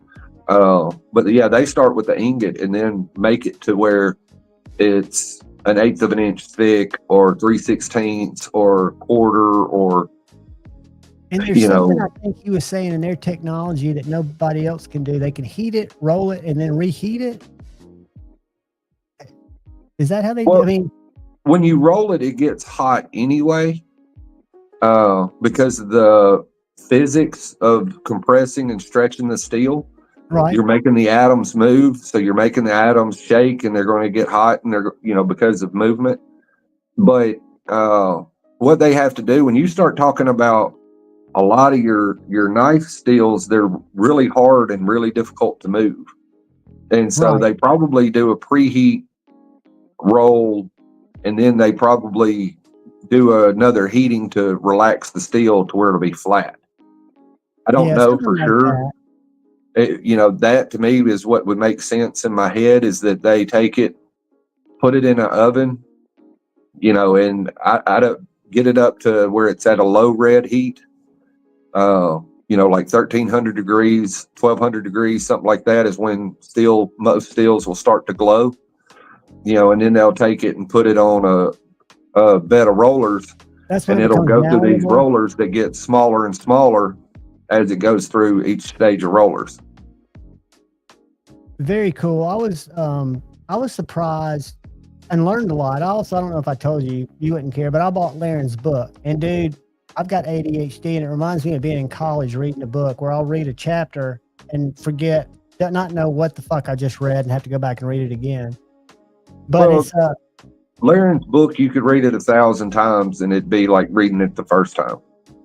Yeah, the only thing I'm not looking as much as the compositions and the steels as the edge geometries, apexes, stuff like that. I'm still very early into it. And I've learned a lot about, and that Niagara video that Laren did was very eye-opening, because he was talking about a couple of steels where these formulas are going to be created, say XYZ steel, either Carpenter, and what's the other one they're using? He said there are 2 companies they're going to be working with. I don't know the other one. Yeah, there are 2 companies, and the challenge they're having, why he says there will be a little bit of an upset in the supply chain on certain steels, is they're not able, these 2 companies right now, to get these, let's say it's S90V, and that's a bad choice because that's one I think he said is going away. But they're not getting them exactly the same. Like one might be, and there might not be chromium in S90V, but it might be 4.5%. And the other company's like at 4.7. Well, you're going to have that fluctuation in the steel anyway. Well, he was making it sound, the guy at Niagara was making it sound that that's problematic, that they couldn't release that to the public because as a knife maker, let's say Shayne gets a blank and he thinks it's, what was S90V, and his heat treat protocol is X. But if some of those elements aren't exactly the same, it might be a different heat treat. This is coming from the guy at Niagara. I didn't know how realistic that would be. Well, like Carpenter here in Athens makes that steel. Right. All of the powder that is used to make Carpenter steel is made in Athens here. Right. It is sent to Pennsylvania to be formed, but the powder's made here. That powder is within a spec, but that spec is not 110% exact. But it's close enough to where a heat treat protocol wouldn't get thrown off by it. Right. Right. And so there must be some variation. If it'll change the heat treat protocol, some of the important elements, whether it's the carbon, the vanadium, the chromium, tungsten in some of them, those things that are your hard steel, the things that make it hard, have to be drastically different compared to one, or the total mix has to be different, because like 1095 is a basic carbon steel. There's no significant difference between it and 1085. Why? What's the difference? Just one little. Just that, 0.1% carbon. But when it comes to heat treat, there's no significant difference. because That there's one not plant's enough not gonna chemical be difference. There's not correct. enough chemical difference between the two items. But like you take S30V and S45VN, there's enough vanadium difference between the two, and possibly something else, but I know there's enough vanadium difference that it could change the heat treat protocol. But I'm willing to bet you it doesn't change it drastically. No, I wouldn't think so either. Because most of your steels are heat treated at just a handful of different temperatures. 1450 degrees ish, and I 1750, 1850, and then there'll be your 2000 to 2200 degrees. Those are kind of your just basic heat treat temperatures, depending on what type of steel it is. Right. And time and how long it stays right. in there. Well, the time and things of that nature typically goes to the thickness of the material. That you're heat treating. For heat treating. Yeah. If you have a knife blade, it doesn't have to sit in there forever. Because it actually start to hurt it if it sits in there too long. But it'll start to mess up the microstructure of the steel, and you'll start to blow up the crystals inside of it. To where it won't function as a knife blade or any other type of steel, tooling. It basically just trashes it out. But I mean, like, if you go and take Laren's book, because I think Laren's book does have some heat treat protocols in it. Or I could go and I got a book from Crucible that has their heat treat protocols for every steel that I don't have a current one. It's a few years old, but it has every heat treat protocol for all their steels they made. And if you take, most of like your high speed tool steels, your M2, M4, Maximet, all those kind of things, they all get heat treated at roughly the same. I mean, if you're Laren and you're in a lab, that's one thing. And a lot of people want that laboratory bullshit. That's not what happens in the real world. Yeah, Shayne can do laboratory shit because it's him doing it by himself in his garage. Yeah, one guy doing it. But when you start talking about bulk heat treating, it's going to be within a range. And that's what I'm talking about is the difference. I'm talking about more of a Spyderco, Benchmade, Kershaw, big makers. I'm not talking about the guy doing it in his garage, because the guy doing it in his garage can control it better. Can control it really, really tight because they're using a small furnace and doing 1, 2, 3, 4 blades at a time. But when you start talking about commercial, which is what Niagara is going to be focused on, not that they're not going to make it for small makers, but their bread and butter is the Spyderco's Buck, Case. Whoever, that's their bread and butter. That's what pays their bills. Right. And justifies having that expensive ass equipment. Because just the electric bill for somewhere like, Niagara is going to be in the 6 figures a month. Oh yeah. I can't imagine. If not more.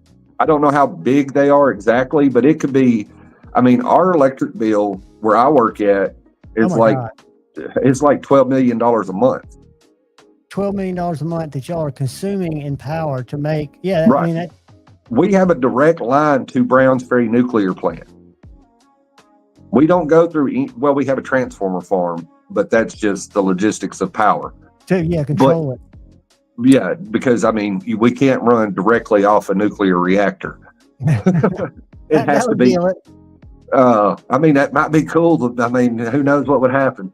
But we have literally a direct set of cables that come from a nuclear plant into our facility. We burn a lot of electricity, but I doubt Niagara because they're not pouring. They don't have kettles. They're probably not using that, but I would guess that they would probably be in the 6 to maybe even getting close to 7-figure electric bill. Oh yeah. Because that shit's just expensive. People don't realize what these factories pay for electricity. It seems when he was showing the shop, it seems like they've got a lot of consumables in those grinding metal. It seems like they probably have to change a lot of shit out too. Yeah. Oh yeah. Yeah. I mean, tooling, all that stuff. I mean, that's a big part of the cost for knife makers is the cost of tooling. Oh yeah. I mean, I know and so Shayne belts eat his ass. yeah, You know, yeah, and a lot especially of, if he's doing different steels or stuff like that. and that's where, and that's something that I'd actually been thinking about. And when I was listening to your live last week or week before, I don't remember which one it was. I was sitting there. It's something because you know I resell clothes, and it's something I run into there also. Is people really have no clue of what goes into making anything. And I'm not trying to hate on anybody in particular. It's crazy. They have no clue into what it takes to actually manufacture something. It's like they think it just magically flies out of a fairy's ass. And There's so much setup. There is so much that goes, like you were saying with Shayne making knives. They burn through blades because that steel is fucking hard. And those vanadium carbides, you know, and chromium carbides and tungsten carbides will tear some shit up quick. And, you know, and it doesn't matter what it is. The cost of manufacturing things is so crazy expensive.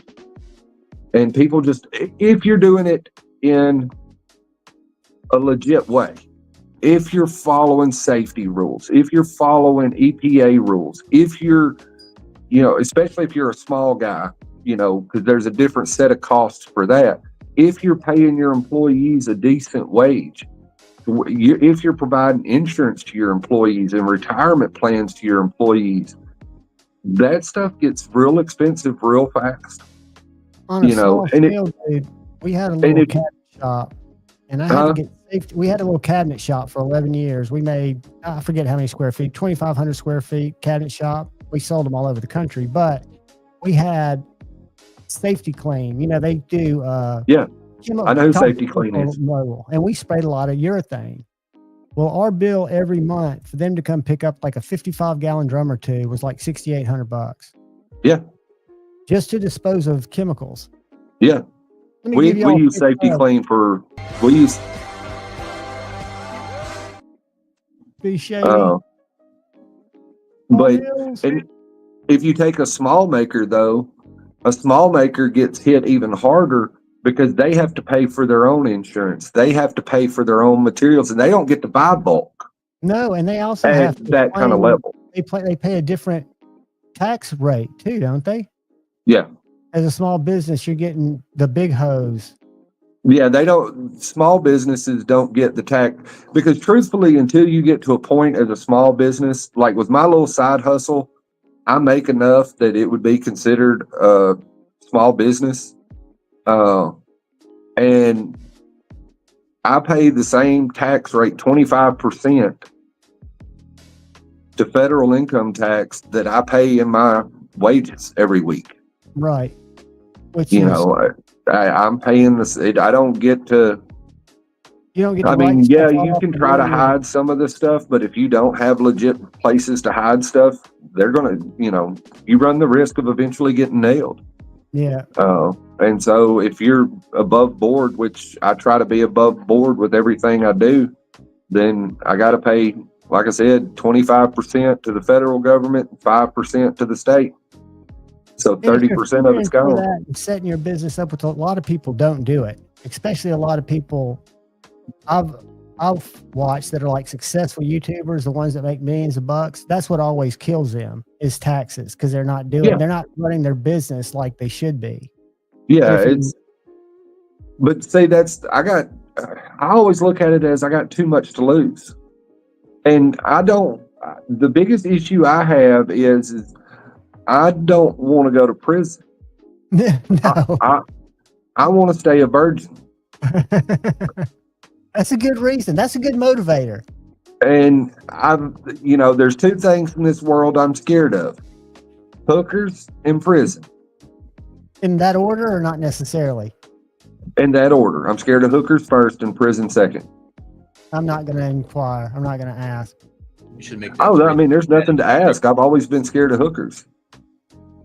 Here's Ron Ellis. He's made an appearance. But Hey, oh Kyle Coonley, do you and Dark Gravity know each other? Yeah. I yeah, thought y'all did. I thought y'all did. He always comes in with a different name. How are you doing, buddy? Okay. I've got some stomach issues, but other than that, I'm all right. Oh, damn, dude. It's all right. We won't talk about anything gross. Ryan was worried about you, Kyle. I've been MIA. I have not checked messages. I have not done anything. I've just been trying to stay Feel afloat. human? Yeah. Damn, dude. I hope it's not a bug or something. I hope you think it's something you ate, or is this the same stomach bug you kind of been battling on and off? It comes and goes. I think what a lot of it is just nerves. Then when they Stress and acid. Yeah, it goes to my stomach when I get nerves, so I think that's probably what a lot of it is. Well, I hope you feel better, dude. And you know you're always welcome here, but you never feel like you need to be here if you don't feel good. I might stay for a little bit. I don't know if I'm gonna stay the whole time, but I just thought I would pop in and say hey. Well, we were just talking here comes about the train. we were just talking about blade steels. Okay. And I was learning. They come out here for a minute. Howdy, Lo. You just said hey, love. Yeah. Hey, John boy.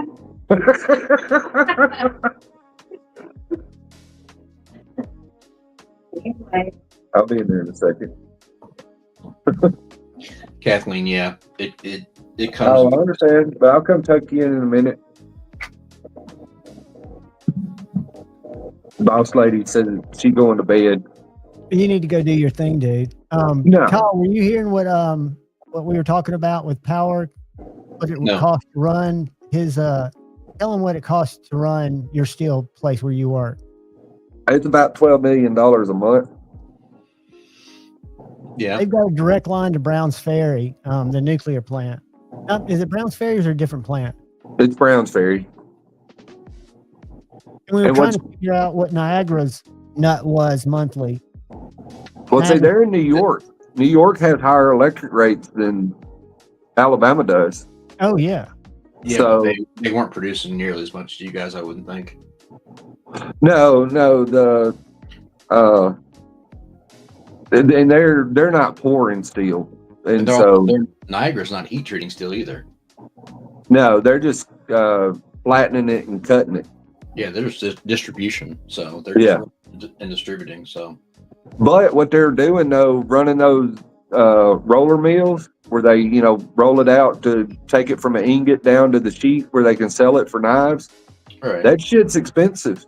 Oh yeah. I'm not saying that, but I'm saying they're not doing a lot of the other heavy lifting as far as like the actual heating and stuff. So I think that's exactly what the description that the CEO gave is they actually probably are putting it in a kiln before they run it through the rollers, because he said they heat it before they roll it. Yeah, they're doing oxidizing it to get it to where it's soft enough so that they can actually roll it through it and take it from a solid state to a thinner state. But what does ostracize mean? I know it's heating it. Austenitize. Yeah. That's when you take it up to its critical temperature, as they call it, where the molecules, the carbon and all that starts to line up like you want it to. Right. Is that like you getting as hot as it's supposed to get?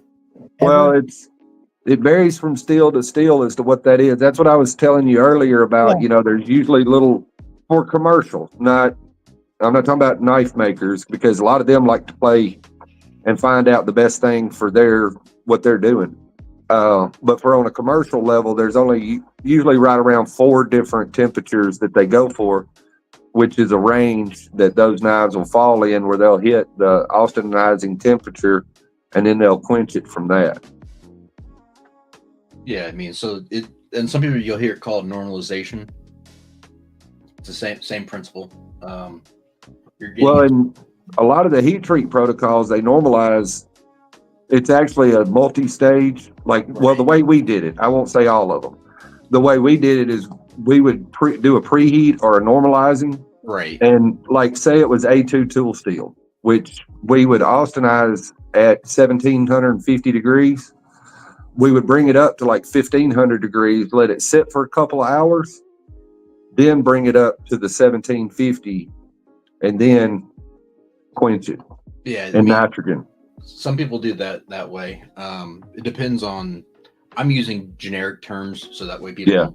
I mean, but yeah, there's definitely different avenues of doing it. And I'm no specialist at it. I just know the basics. Well, the reason I asked the question is what he said about 15V is going away. You know, a lot of people bought a ton of 15V, so it'll be around for a while, but you probably should buy it if you want it for some reason, because the plants that they're using now. Kyle, do you remember what the other plant was besides Carpenter that Niagara was working with, that they were trying to get their formulas consistent? Could have been Bowler or Air Steel, one of the Air Steel is who it was. Air Steel was the other one. Air Steel's what bought Crucible. Well, then they would have the ability, because Crucible was the place that had the way he said it, the way my very, I would call it a green pea brain absorbed it, was these other companies don't possess an oven hot enough to austinize, whatever you call it, normalize 15V, because it's got such a high, I guess, threshold. Well, so it's in that 2050 to 2150 range, and a lot of places don't go that high in big batch because they're doing it again. Crucible wasn't sitting there distributing it, so they're doing it in massive form to get to Niagara, where then they would roll it thinner for people for distribution. So Niagara might not have a big enough heating process to be able to take it to 2150 or 20 or whatever. It could be that these companies, if it doesn't make dollars, it doesn't make sense. Why am I going to run my oven so hot? No, well, there's the place that I used to work at is still here in Athens. It's just owned by, it's not owned by Gibraltar Steel anymore. It's owned by Body Coat. They've still got the furnaces there that will, I mean, they run 2150 all day long, every day. But do they roll? No, they don't roll. See, that's the thing. I think it was trying to find some place that does both. And that's, okay. So that's the thing. A lot of people can roll, and they can roll carbon because you're not worrying about it. It's not. Carbon's easy.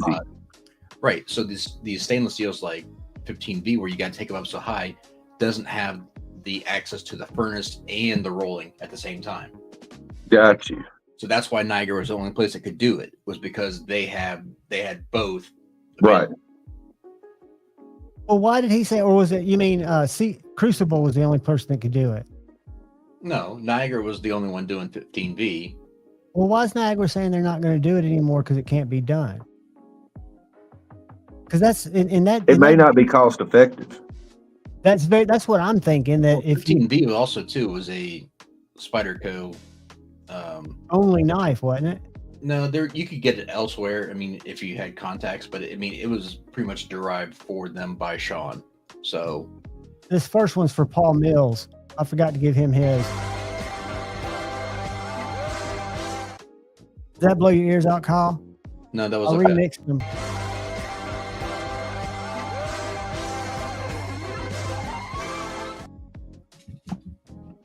I went in and tried to remix all those to make them quieter. You need to make your microphone louder, because I can hear Kyle fine, but I can't hear you. Am I quiet? You're quiet compared to him. That's rare. How's that? I'm probably just better. Not talking into it. I'm just not talking into it right. That's what's bad about this mic. You got to be right up on it. It's directional.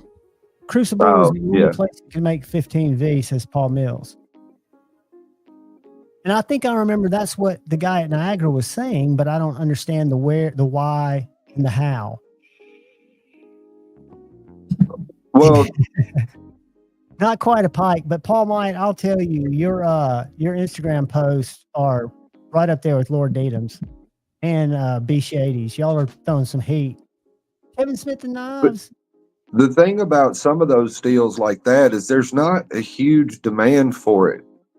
And so I think a lot of it is and for it may be in the knife world that it appears to be a huge demand, but they have to justify everything they do, I'm sure. Everything has to be, And be obsolete overnight. The knife steel is such a small niche market of what yeah, that doesn't. I mean, they're doing that almost as a favor.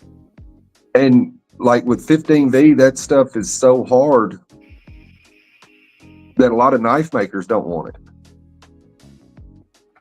because they just want simple. Is it harder than Easy. S110V, I guess? Is that considered a hard steel, or is that just a edge retention steel? I'm sure it would tear a blade, belts up because of all the shit that's in it. Yeah. And that's where a lot of it you look at is that how fast is it going to wear through their equipment? When they're trying to get the knife out of it. And when you start talking about those really exotic tool steels that are really hard, they tear through belts like crazy. That's the high compared to a normal blade steel, But I could see in a tool steel scenario that extra cost would be made up in the extra wearability of the die or the tool. It is for the tooling. So to think of it this way too, there's also people get confused. There's a difference between wear resistance and edge retention. Yeah. So that's what people think. Oh, well, it's hard steel, it's not going to scratch, or it's a soft steel, it's going to scratch easy. That's not the case. Wear resistance is completely different than edge retention. So is wear resistance its ability to scratch? Yeah, so like the finishing on that's why like X have the lowest wear resistance in my experience of anything I've ever seen. I can scratch with my thumbnail. Going back talking about like why a lot of custom makers still use CPM 154, they use RWL 34. Those is because you can get a decent edge out of it. It's not great, but you can get decent. With custom, you can get decent. But it's very, very easy to polish. So they're doing art knives and they want to have high polished knives and fancy designs. So therefore it's easier for them to work with. And why change it? People are willing to spend the money to buy them. I mean, and that's at the time when they started making the knives, that was a very, very good steel. Well, there's no point changing it now and making their job in life a lot harder to try to mirror polish an S90V blade versus RWL 34 blade. Well, and there's also different in the knife community. There's people that go after different things, and some people want that. They don't care about edge retention. They want that shiny, super high polished knife. Like, custom knives are art pieces. They're not getting used. It doesn't matter. And then there's some that want stuff that, like Noah's zombie knife, he wants something that he can stab through a 55-gallon drum and still chop heads off. Yeah. And I don't know right off what it's made out of, but I'm guessing that knife is made out of some form of just regular old carbon steel. Yeah. Which from a toughness standpoint, just raw hacking zombies up, carbon steel is going to be probably just as damn good as anything, if not better, right? Well, yeah. I mean, Essie, I don't know, 2, 3, 4 years ago, whatever it was now, did a test because, they started making S35 VN knives. Well, they went and put them through the same test that they put their 1095 blades through. And the S35 VN broke. It wouldn't take the beating that the 1095 that they had been using would, but it would hold a better edge. And it was stainless. Stainless. So there's a trade-off. For different you're picking the right steel for the right tool for the right job. That's what it comes down to. But I will say there are a lot of carbon steels now that are becoming obsolete based on they have counterparts in stainless that perform better. So right. 1095 is obsolete. I don't care what anyone says. It is. When you have something like 14C AEBL Nitro V, that's a harder steel, better edge retention, and stainless. Why would you use it? Is there a cost difference, Kyle? Not much at all. When you start talking about a lot of those, buying the steel, there's not a lot of cost difference. And we went over that before, because I'd actually wrote it down for one of your lives a couple years ago, the difference in cost between your super Gucci steels and your more basic steels, and it was only. I haven't, that's been a few years, and I know prices on shit has gone insane, but the prices weren't very significant, the difference in price of the material. Now, the manufacturing is a different story. Yeah, 14C is super easy to work with, though, and it's got it's very easy to heat treat, so that, to me, doesn't hold up when people say 1095 or 80 CRV. It's an inferior steel. And is it cheaper? Slightly, but not by a lot. Most of it with some it's that whole traditionalist thing. Oh, yeah. It's you have that in the knife community where people are like, oh, no, I've been using, I just the other day, it was either yesterday or the day before, I was somewhere and a guy was talking about, regular old 1095, carbon steel is still the best shit you can get that stainless don't. And I'm just sitting, I kept my mouth shut. But I'm sitting there like, you don't know what the fuck you're talking about, but okay. But there's people in that mindset. And so there's still a market for it. But he's right that, that's true. If you just look at those $400 case knives that are from the 1930s that aren't going to cut like any of a newer knife, but people will pay extra for them because of the nostalgia. And that's what they had it growing up, or their granddad had, or their dad had. And nostalgia carries a lot of weight with a lot of people. I'm one of them. I'm guilty of it. I'm sitting here wearing a Wrangler shirt from the 80s. And don't get me wrong, I'm not saying you can't own something 1095. That's not what I'm saying. But I'm saying if I wanted the best performance for my dollar amount, I'm never picking that. No, I agree with that. And that's the thing is the performance.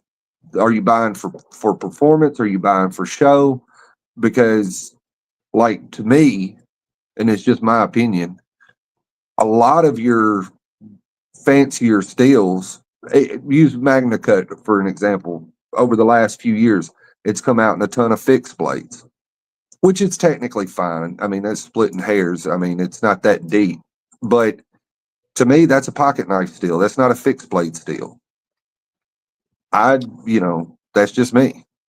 For your little fixies, like John likes to carry, that's fine. But when you start talking about camp knives and things of that nature, bushcrafting knives are much better. There are better options out there, but I will say it brings probably the best on the market right now, the best all-around performance. Yeah, but I'm thinking of it from like he said, a bushcrafty perspective. 14C 28 or S30V or 154 CM. Like I carried 154 CM in Africa and Iraq and Afghanistan, and it worked. I liked it because it's easy to sharpen. And hang on a second. That is 100% not facts. That's incorrect. I'm highlighting comment. Not you, Ted. Oh, I was fixing to say it is easy to sharpen. No. It was not me. I just read it coming out. It blew me away. I was like, what? Which comment? I didn't see it. I highlighted it. Okay. M390 is nowhere near Magna Cut. Oh. No, M390 is too brittle. That's Ryan's talk. He's probably heat treated a bunch of it. M390 is an overhyped, basic middle of the road steel. There's nothing special about it. It's 20 CV, right? Kind of. It's same. Yeah, that means the analogous of 20 CV, but there's 4P. Yeah, there's a slight typical difference that makes them different steels, and they do that for legal reasons. A lot of times, Ed, hopefully he'll be on here in a little bit, and you can ask him. We'll ask him together. Kyle might know. He might be doing magic trick. But I'll tell you this, and I really respect Jacob at Very Good Knife Company. I don't know why, just because I've seen his knives and I think they're some of the most beautiful functional knives I've seen. He likes 80 CRV2 better than Nitro V, and he offers both. And it's not just because he machines it. He off the chain. The 4V Chickadee's not quite as good as the Magna Cut, but it's a Chickadee, so it rocks. But I know what, and he did it in one of his lives, and his lives are so hard to go back and find because they just say shop something. But he has this backpack that has all of his blades in them, and they're like a year old, and he's putting marks on the blade as he tests different things with corrosion, with wear. And he just swears by it. He says, I'll offer both, but I prefer for my knives 80 CRV2, and so does TKL. And I know it could be cost. And so does the guy that makes knives for SEAL Team 6. Montana? Daniel Winkler. Oh, you're talking about Winkler. But okay, so if you look on based on performance, I mean, but there's zero performance based where 80 CRV2 outperforms 14C or Nitro V. Yeah. It's hands down not a better steel, regardless of. Do you think it's just because they've gotten used to finishing it and it finishes better to them? Maybe because of the way that they are used to finishing? No, for a lot of people, it serves their purpose, and that's all that matters. And a lot of it too is what can they buy in bulk, get pricing on, and some of that stuff comes from the old mentality of carbon steels or harder steels. They're better work knives, and that's what people associate with. They think stainless isn't nearly as tough, which is not the case anymore. With some steels, it definitely is the case, but not all steels. Yeah. Well, and that's a lot of it is just what he said. It's people are used. I mean, why does everybody buy the same shit? Men buy the same shit from the time they're about 25 until they die. The only thing it changes is the color, maybe, but it's the same shit over and over. We're creatures of habit. My son said something to me earlier. If he put on a white t-shirt and a pair of jeans that I was holding up, he would be me when I was his age. And he's 100% right. That's hilarious, dude. Because I mean, truthfully, right now, nothing changes. I haven't changed anything about me other than getting gray hair and wrinkles and shit in 40 years. It's the same. And that's the thing about men when it comes to why do they buy 80 CRV2? Because he's right. It's not as good as some of the other, stainless steels that would be kind of an, equivalent, but stainless and a little bit better edge retention because the carbide's in them. And it's because they can. It's because that old dude that I saw yesterday or whenever it was that was talking about stainless is shit and can't hold an edge. You've got a shit ton of people in this world that think that way. Yeah. I want to say something quick, John. Ryan, I wasn't your comment earlier. I'm sorry if I jumped on it. It just took me by surprise. I wasn't attacking you or what your thoughts on it are. I'm going off of experience and numbers and stuff. If you like M390, more power to you, bud. I mean, that's cool. Like, I'm not. Is it better than a lot of steels you're going to find on knives in the stores? Yes. Is it the best available? No. But we're splitting hairs here, and we're picking. A hobby. I mean, it's just something to talk about, and there is science behind it that I don't understand for sure. But I don't. Here's the thing about all of it. It doesn't matter what it is if you like it. Right. Agreed. If it makes you happy, it's all. I mean, I've got stuff here that's Chinese M390. I know it's junk, but I love the knife because of the design and what it came from. 100% true. But that is 100%. All that matters is whether you like what you have, Right. and whether it serves the purpose you need it to serve. Smock, I would agree. A lot of people aren't unless you're a user, or more importantly, B, a sharpener. That's where you can really tell a difference in steels. Yeah. Yeah, you can feel the difference in a lot of them when they, in it, whether it's heat treated right. If you got a decent set of stones and you're hand sharpening, you can feel the difference in different steels. Sure. And you can feel the difference in the same steel from different places. Or the Yeah, same well, name. that's why I said the heat treat matters. Yeah. When you can feel it. I don't want to get into the whole heat treat fucking hole.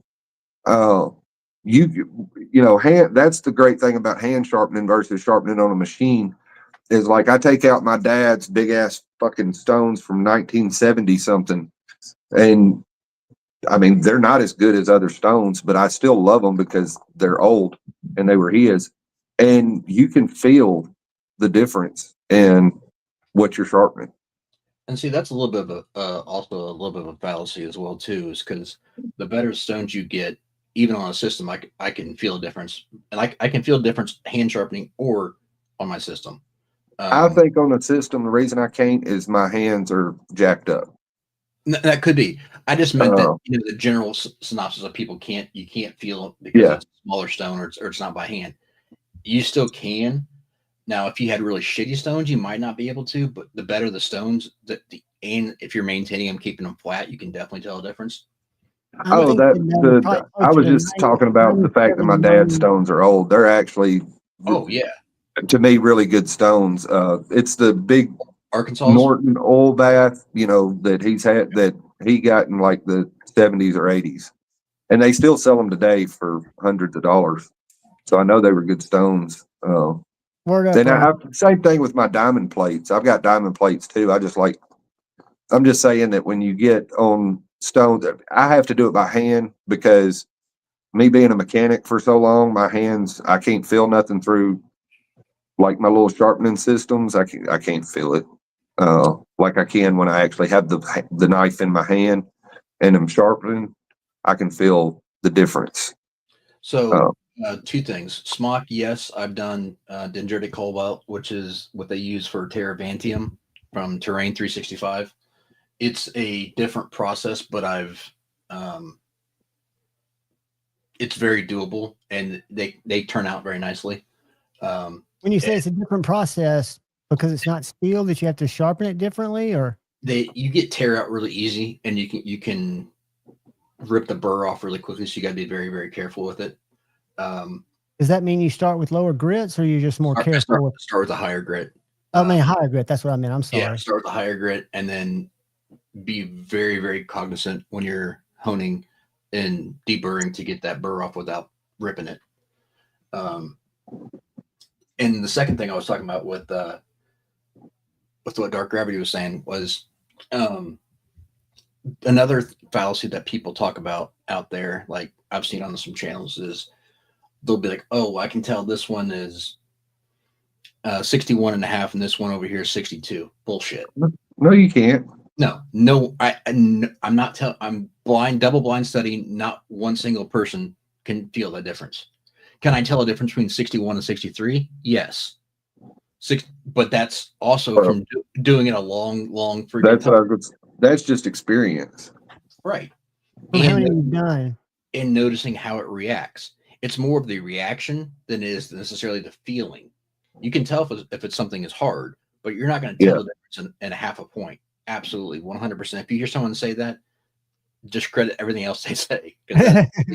Well, that was, I'd said something similar before because people were arguing about the 59 and 61 and all that kind of stuff. And I'm not saying it doesn't matter at all. I'm saying for my life, with what I use my pocket knife for, it's irrelevant. And I mean, you start getting down to 54 and 56, that's a different story. But for my day-to-day use, the stuff that I cut, the plastic wrapping at work, the cardboard at work, string and rope from time to time, stuff like everything I cut soft. I know cardboard tears a blade up, but you know what I'm saying. I get that, but the other thing too is it depends on steel. Like 59 to 60 on certain steels is okay, but if you're taking if your steel is supposed to be 65 and they're running it at 59 or 60, then yeah, there's a problem. Like, well, that's bullshit. That's Type funny shit problem. right there. That's Jesse wrong. Dawson wins the comment of the night. What? It's like asking.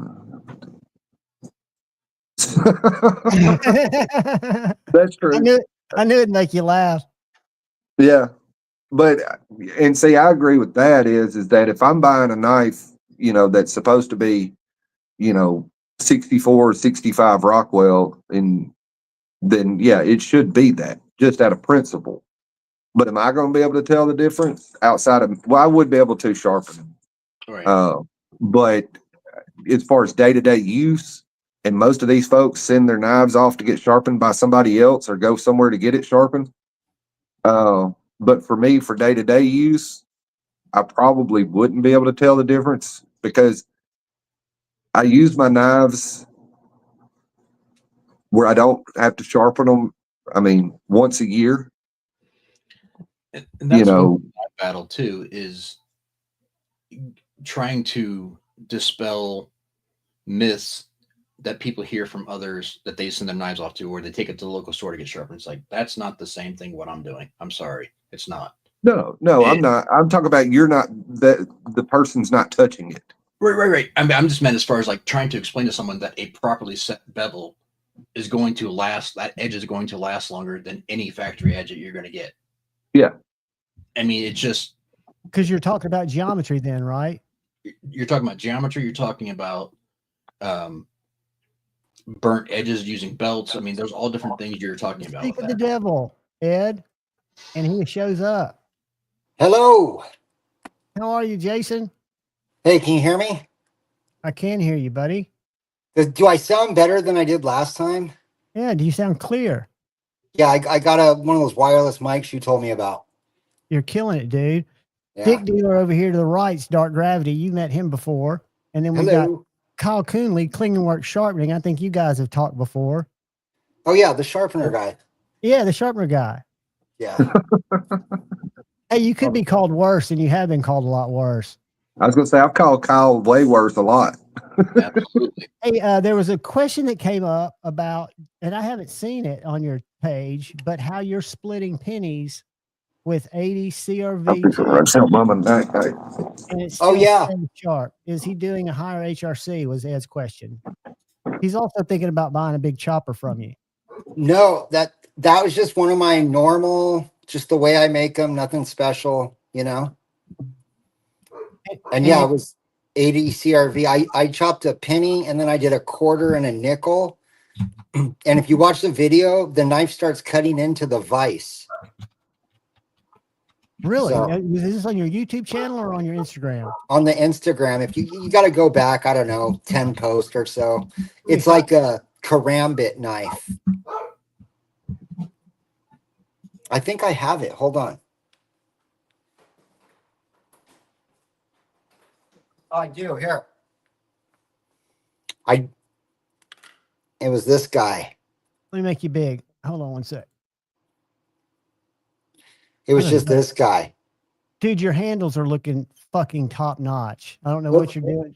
This one, I made this one specifically to test it out, So the finish is so on this one.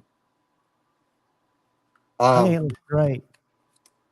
But yeah, look. So this is how my knives are looking now. Like this is how they're looking that now. Looks so. I mean, so. They always, I've always loved them, but that looks. It's a little guy. The more you do it, the better you get, right? You figure things out. You figure out how to do things different. Yeah, I've been working on having everything just be very symmetrical. I've actually been using a bevel table for all my chamfers. I used to freehand everything, I don't even know what they call them. The thing that sets your angle, it's like a holder for your blades. I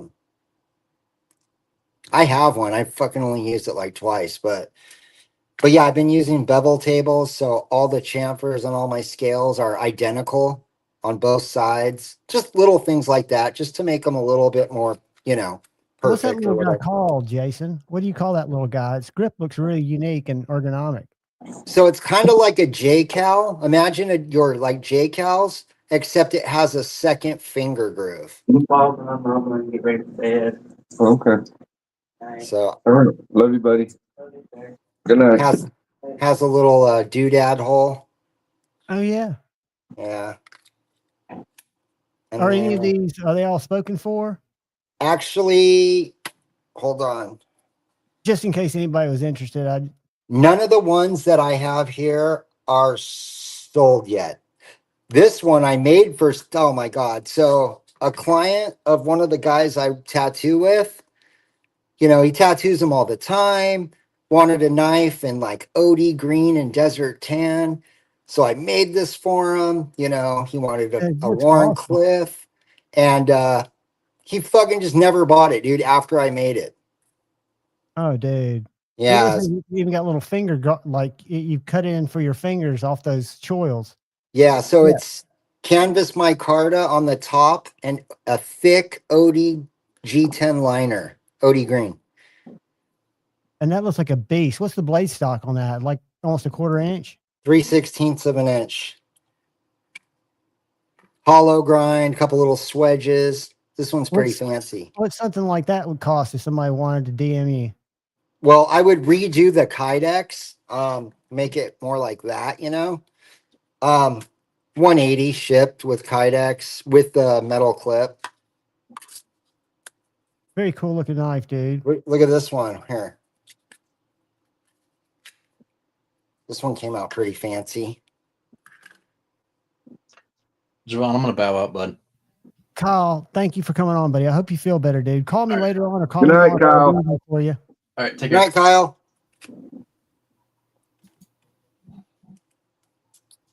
Tell me that one again, Jason. I'm sorry. Oh, no, you're good. This one?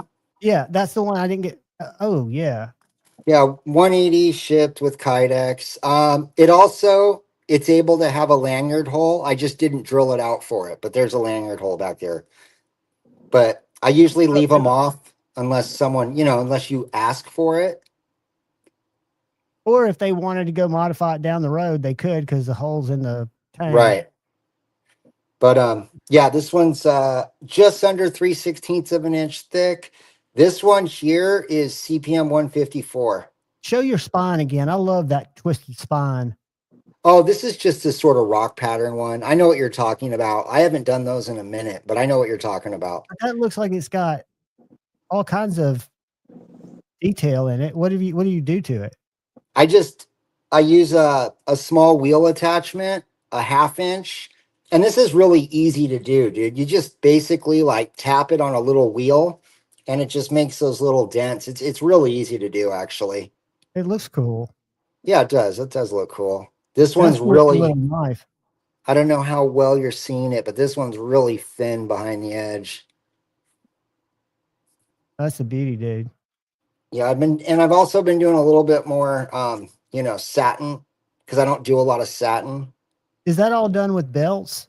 Yep. And buffing and stuff like that? No, only belts. I don't like hand sanding. I mean, So that's shiny as you could want. So the finer the grit, like the higher the grit, which means the smaller the scratches, the easier bigger scratches show up. Does that make sense? The bigger the scratch pattern, the bigger scratches you can get, and it'll hide it. Right. The smoother or the glassier you get it, your scratches are going to show up much more. Is that what you're saying? Right. Like this knife, this has like a hand rubbed satin blade. If you hit a stick, yeah. If you hit a, how do I like it? Yeah, it's cool. I like it. I had the Gideon, and I wanted to try that one because I've heard people say it's got great action. No, it's nice. I just I'm not a big fan of that, but whatever. I mean, I could change it later if I wanted or regrind it or whatever. But Yeah, just the hand rub satin. It's a really good way to get out imperfections in your bevels. So when I see a lot of knife makers make knives, and they'll really like talk about like the hand rub satin finish. It's a lot of work to do that, but if you have uneven bevels or swedges, um, it hides those little micro imperfections really well. So it's almost a camouflaging technique more so It's than a, it's totally a camouflaging technique. Absolutely. Yeah. It's way harder to get clean lines with a belt satin right off your grinder. Because if you fuck up, you just, hand rub the crap out of it. And then, yeah, it definitely hides imperfections. It's like when, you know, same with like acid watching or acid etching and stuff like that. I mean, that's not why I do it. I do it because I just like the battle worn look, but it also helps hide those, little imperfections. right. But I'll be honest, I kind of like when I get a handmade knife from someone, I like those little minor like, things that stand out where it's like, okay, this is actually handmade. Like, it's kind Yeah, of you want cool. exactly, because you can see the human effort that was put into it as opposed to CNC all the way around. Yeah, which CNC is very cool too. It's just Oh for yeah, fixed blades, I really like, I like handmade fixed blades. I like the few I've gotten from other people. I love seeing like, I like even seeing the little grind lines that are in the scales sometimes, if they don't polish them out too much. oh yeah. I've seen I want to say it was when Shed Knives first started, but he left his G10 so rough it looked like micarta. Yeah, and it's cool. It gives a little texture. And then you could go like this route. Like this is You make carbon it bigger. fiber. And this one, I actually did a hand sand the scales a little bit to about, I want to say 600 grit. You had to, didn't you? Because I think carbon fiber, you can't really get it the way you want it on a belt. I know Um, Shane has trouble with it. I'll grind it on a belt to about 220. No. Is that 120 or 220? And then I'll hand sand it a little bit. That's a double edger, isn't it? That's a you come a sneaking, I'm gonna leave you leaking. Yeah. Yeah. This is the super slurpy saver. I like that, dude. Yeah. That's I love the way you put the I don't know what I'd call it, the texture into the flat of the blade. Yeah, this one came out pretty fancy. You know what's crazy? Dude, I've had this one for like 2 months and I've posted it here and there, up for grabs. And a bunch of people have hit me up for it, but no one's bought it. Are they scared Oh, of you know what this is? This is that glow in the dark shredded carbon fiber. oh yeah, the glow carbon fiber. I've got Yeah. that on a little knife that Aries EDC made for me. That stuff is awesome looking. Yeah, it's a So good when one. you do that hawk bill, which I know scares some people, because I mean that looks so clean. Thank you. What you just did that on a belt, right? When you were just Yeah. So, you got your wheel, and then, I just sort of grab the knife and you lay your plunge in, right? And then I just very carefully lean into the belt. And as I'm pulling it, I'm following that curve on the edge of the wheel, making that concave, so you're not like using that. temper, you're doing it all by hand.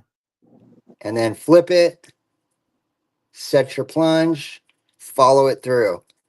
And then once you do this part, that part, the drop point edgy part, Right?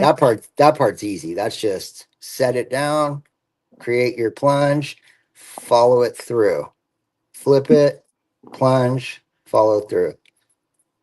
You know what's funny? Jason keeps saying this is so easy, but he doesn't realize that he is a master at using his hands. Yes, he's He got has used his hands as a tattoo artist for decades. yeah, and So puts his skill level with his hands, I can barely feel my fingertips, because of what I do. His mastery of his controlling his hands are on a level that probably every person listening to this right now could not even begin to comprehend. No, and if you want to Because see what I find, I like this page as much as his Brass Brigade page. Go to Jason Grant Tattoos. I'm gonna drop the Instagram link here. Oh yeah, I tattoo too. Yeah, that's a thing. And he's got but over, that's what I'm he's got saying is over 10,000 followers. your mastery of your hands though are on a whole nother level. And I just think it's hilarious listening to you talk. It's just so easy. You just do this and turn it this way. Yeah, and- I don't need a template or anything. I just make it happen. Well, yeah, don't get me wrong. It took literally hundreds of messing up knives to get to where I'm at, and I'm just I beginning. know, but I'm just I starting. just know that your mastery of the ability to use your hands though, I just know is on a whole nother level. And to take that to the actual reality of it, your knives, you even used to talk about it, that some of the reason that your knives stay rough and you keep them the way you do is because you like that texture like you get tattooing. Well, yeah, and I'm going to start making some more of those. When I was doing a lot of those when I first started, other knife makers would hit me up, like DM me and give me like, trick tips and stuff, which I appreciate. But they were like constructive criticism. Like I know they're trying to help and I knew what they were saying, but I like, oh, how to get smoother looking bevels. And it's like, sometimes I like them kind of, nasty looking. Yeah, you like them organic, I think is the word you use. I like those thicker grind lines. Again, the bigger the grind lines, the bigger the scratches it hides when you use them. Right. Well, Right. and I'm willing to bet, and I think it's called Amakaji, and I'm willing to bet that that's a philosophy that Jason would align with, just from the other stuff besides tattoos and knives that I've seen him involved in.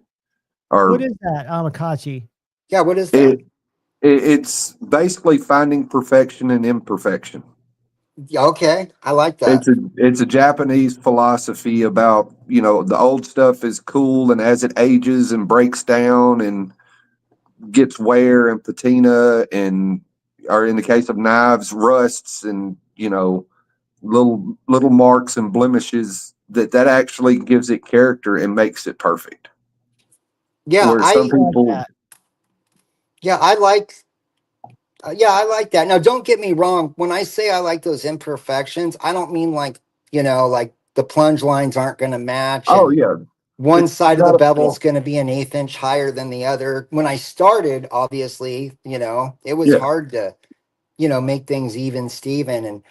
And it's still hard Well, sometimes, but yeah, I I'm not just talking like about that. The actual look. flaws. It's not No, I about know what you actual mean. flaws. It's about age.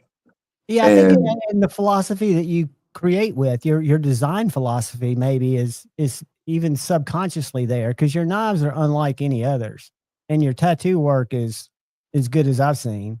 I mean, on any well, tattoo show. the reason I say that is he did a video 2 or 3 days, or it popped up 2 or 3 days ago. I don't know when he actually did it, on the RJ1, and that's going to age, and to some people look like crap. Oh But yeah, I love to those. Jason or to me, it's going to be beautiful, Yeah, I love that jacket. That's funny you brought because that up. that's where the dings and the dents and the damage and the dirt and the things of that nature that's going to happen to it over time. And that's why that really shows to me part of the way his mind works, is that that's something that he looks at, and he looks at it as a thing of beauty, because it'll be his dirt, it'll be his patina. Dirt And I makes it think sound like a bad thing, I but think it'll that's kind be of like him. putting soul into a knife. I think when Right. Lefty and people used to say Tucson doesn't have any soul, if you look at Jason's stuff, you can tell there's a lot of soul put into everything he does. My wife just walked out and laughed at me. It was pretty funny. We were, Why? we were Because of what I said? No. She's just making fun of me. She came out here Oh, and got a picture of me. I got like the weird light set up and the fucking, you know what I mean? yeah. you're not No, in your nothing. normal habitat in her mind, not how she sees you every day. No. She just sees the goofy me, which is probably who you see too, but you know what I mean?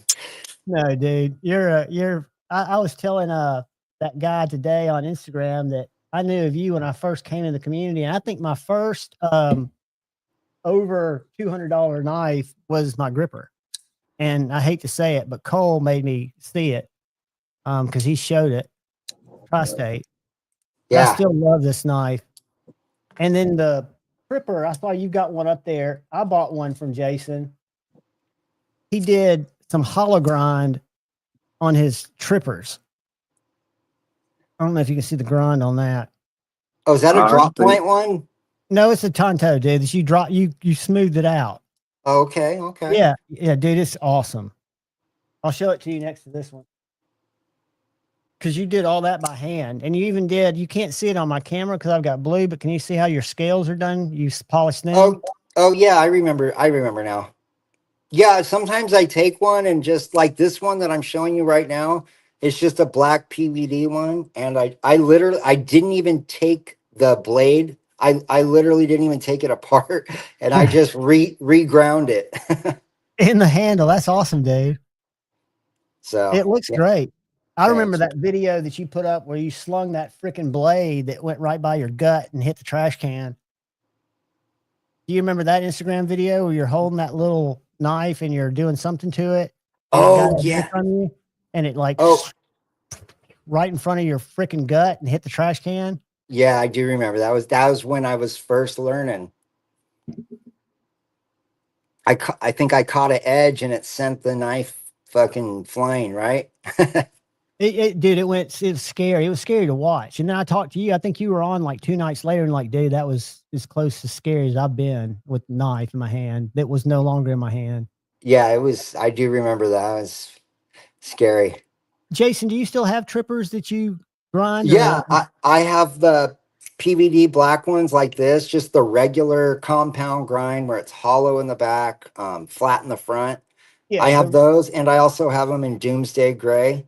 But if you want, I can turn them into a drop point. I know some people don't like Tontos, so I can regrind it into a pretty wicked drop point and do a full hollow grind on it. I just regrind the blade, you know?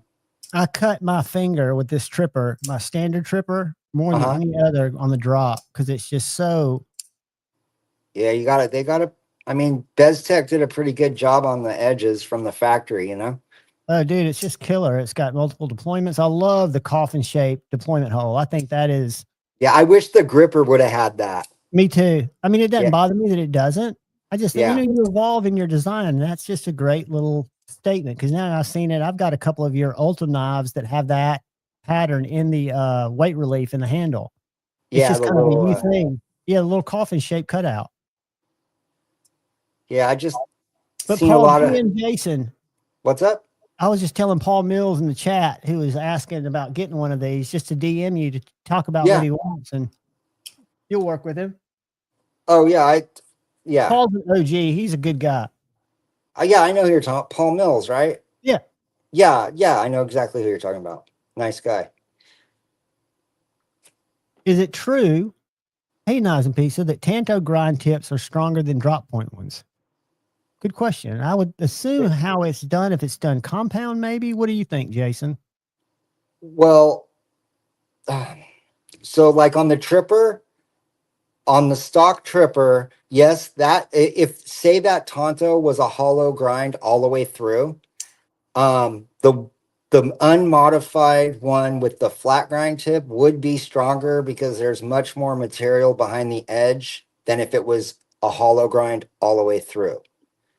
Does that make sense? Right. But Right? if you It's more what's that word I'm looking for? Oh, I can't. I'm sorry. Little brain dead. I'd do it too, dude. Obtuse. It has more of an obtuseness to it. But if it was a hollow grind, then it's a little thinner behind the edge because It's going to be more likely to break off. right. Right. And that's why when I made the trippers, I was back and forth, and I decided to do the compound grind where it's hollow in the back, flat in the front for that reason, so that they would be a little bit stronger if you had to poke some stuff, and you know what I mean? My lights are bad, but this is hollow right here. Back there, yeah.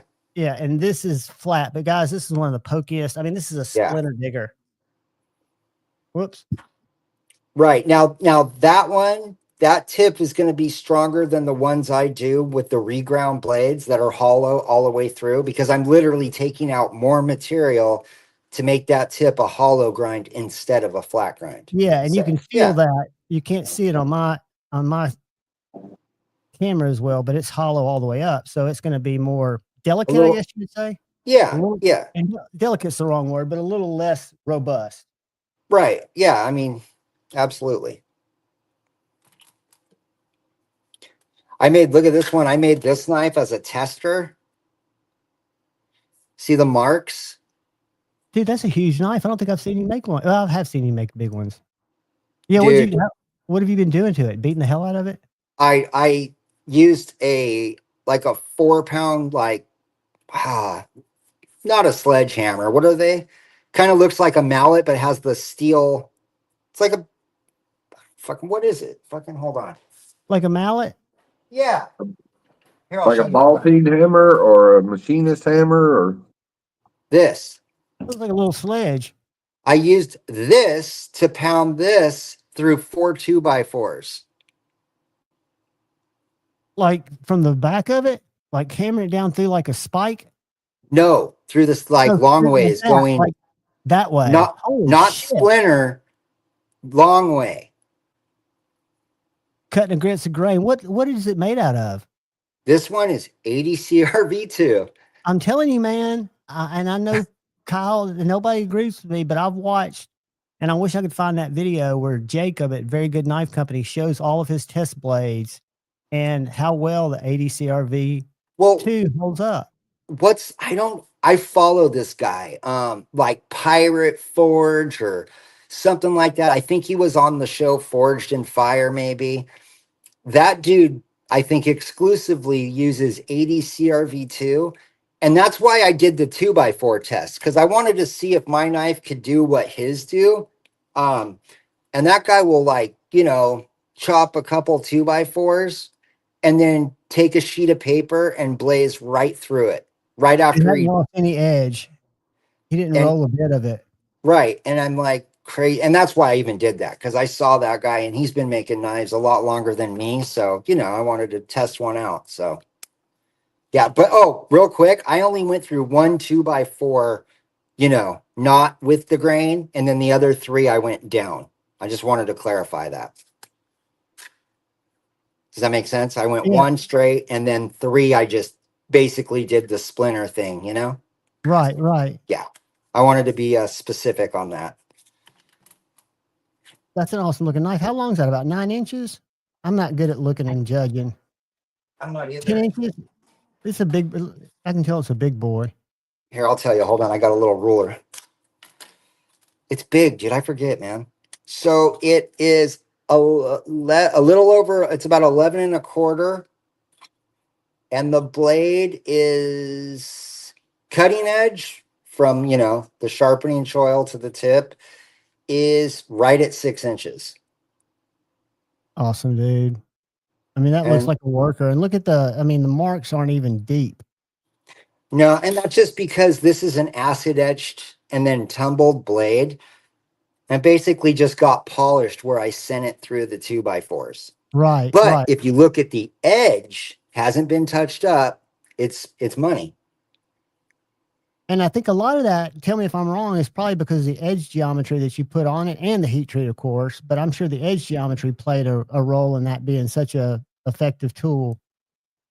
Probably, I couldn't tell you the exact angle because I freehand it, but it's not super, laid back. So it's not very, very you know what I mean? Yeah. On a knife like that, you'd want it to be more robust. Right. It's not like, you understand what I'm saying. Yeah. Yeah, exactly. It's probably 2021, something like that. Right. Yeah. Who knows? It's a mystery.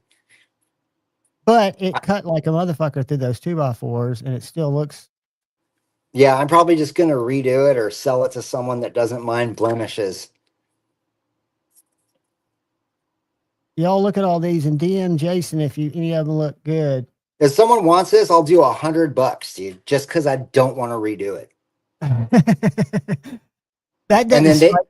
then they can redo it if they want. That's a damn deal. Yeah, literally because I don't want to redo it because I'm lazy. Look at this bubble gum. I love the shape of that knife, dude. I'm seeing that come through on a lot of your knives. This is just a one-off. I drew it on a piece of steel and then went for it. I bet it cuts great. It looks like a perfect push cutter the way that blade's angled. Yeah, it's a good little beep, beep, beep, you know? Good little box destroyer. Oh, dude, it's just beautiful little knife. What did you say the material is? That pink and purple? Is it something you sanded down, or is it two pieces? G10. Oh, it's G10. Yeah, G10 Mm-hmm. that I took just 2 sheets, right, viced them together, used some super fancy fucking knife maker's epoxy, let it dry for 2 days. That's what's telling Shayne getting ready for Blade Show. He says epoxy is a bitch to wait for it to cure. Yeah. Honestly, you know what else works really good for this type of stuff? Gorilla Glue. Home Depot Gorilla Glue, like the clear stuff. I think it's even called like Gorilla Glue. I think it might even be called Gorilla Epoxy, maybe. It's the clear shit, dude. It's at all the Home Depots. That stuff works really good, actually. And it probably sets up quicker, doesn't it? Yeah, it takes only about 24 hours to dry. Man, I love seeing you. I mean, all your designs look like they've just evolved so much. Because I don't think we've been on here in probably 4 or 5 months, 3 months, 4 months. Yeah, it's been a minute. Look at this weird, what do they call those? Where the edge is on the top? Not a pecal. It's called something. Help me out, Dark Gravity. I'm trying to remember too. This is basically a ripoff of that Emerson Sneak Reaper knife. I forget the name of That's it. what I was fixing to say. That's who I was fixing to reference. Is Cal always has those Emersons on his Instagram that are blades like that, and I can't think of what they're called. Well, this is cool. So you know what? I was never big on the edge up blades until I made one. So you know when you cut boxes, say you're breaking down your boxes for the recycle trash can, right? Right. So like with a normal knife, right? You grab your box, you shove your knife in, and you cut down, right? Well, on the big boxes, what's so cool about these is you just stab from the bottom and pull up. And just rip it up. And it's so much easier than going down and then overshooting it and hitting your tip on the concrete, which I've done a bunch. I'm sure you have too. Oh yeah. I mean, Where dude, you overshoot it and the little tip gets sent into the freaking garage, concrete floor. And you just squat down, stab it, and then stand up with it, and you just rip it right up. Ramp up. And that'd probably do the same thing if you hit somebody right under the belly button with it. I mean, I'm assuming that would actually happen. And then I got the little index point up here, right? And then the thumb wraps right around. That's the one right there. That's the late at night at 7-Eleven when someone tries to take your Slurpee. That's the one right there. Exactly. And it doesn't take more than one punch. Yeah. Those are gorgeous, dude. Thank you guys, man. I'm glad I came on. I'm glad you did too, man. Hopefully somebody will reach out and ask you. Let's see if we've missed any. That's a 2.5-pound short handle sledgehammer. Those little fuckers will break just anything free unless it's on some serious machinery or rusted altogether. So that's a short handle sledgehammer that you whacked it with. Oh yeah, this guy. Yeah. I wonder, you know what? I never really looked at the spine. Oh yeah, there's a little, if you look on this one jimp right on that corner, there's a little dingus right there I can see. That's probably from, it's got and a then waffle, also up here, there's a little bit of, but that's because this is acid etch. So every time you hit the hammer on that, it's going to mar it, but it's going to take the finished color off. Right. But you don't feel anything. It's pretty normal. So And doesn't that hammer have waffles on each side? Yeah. Which if it was just flat, you might not get those. Yeah. That's a beast, dude.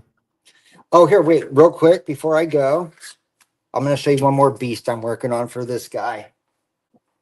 Two more, actually.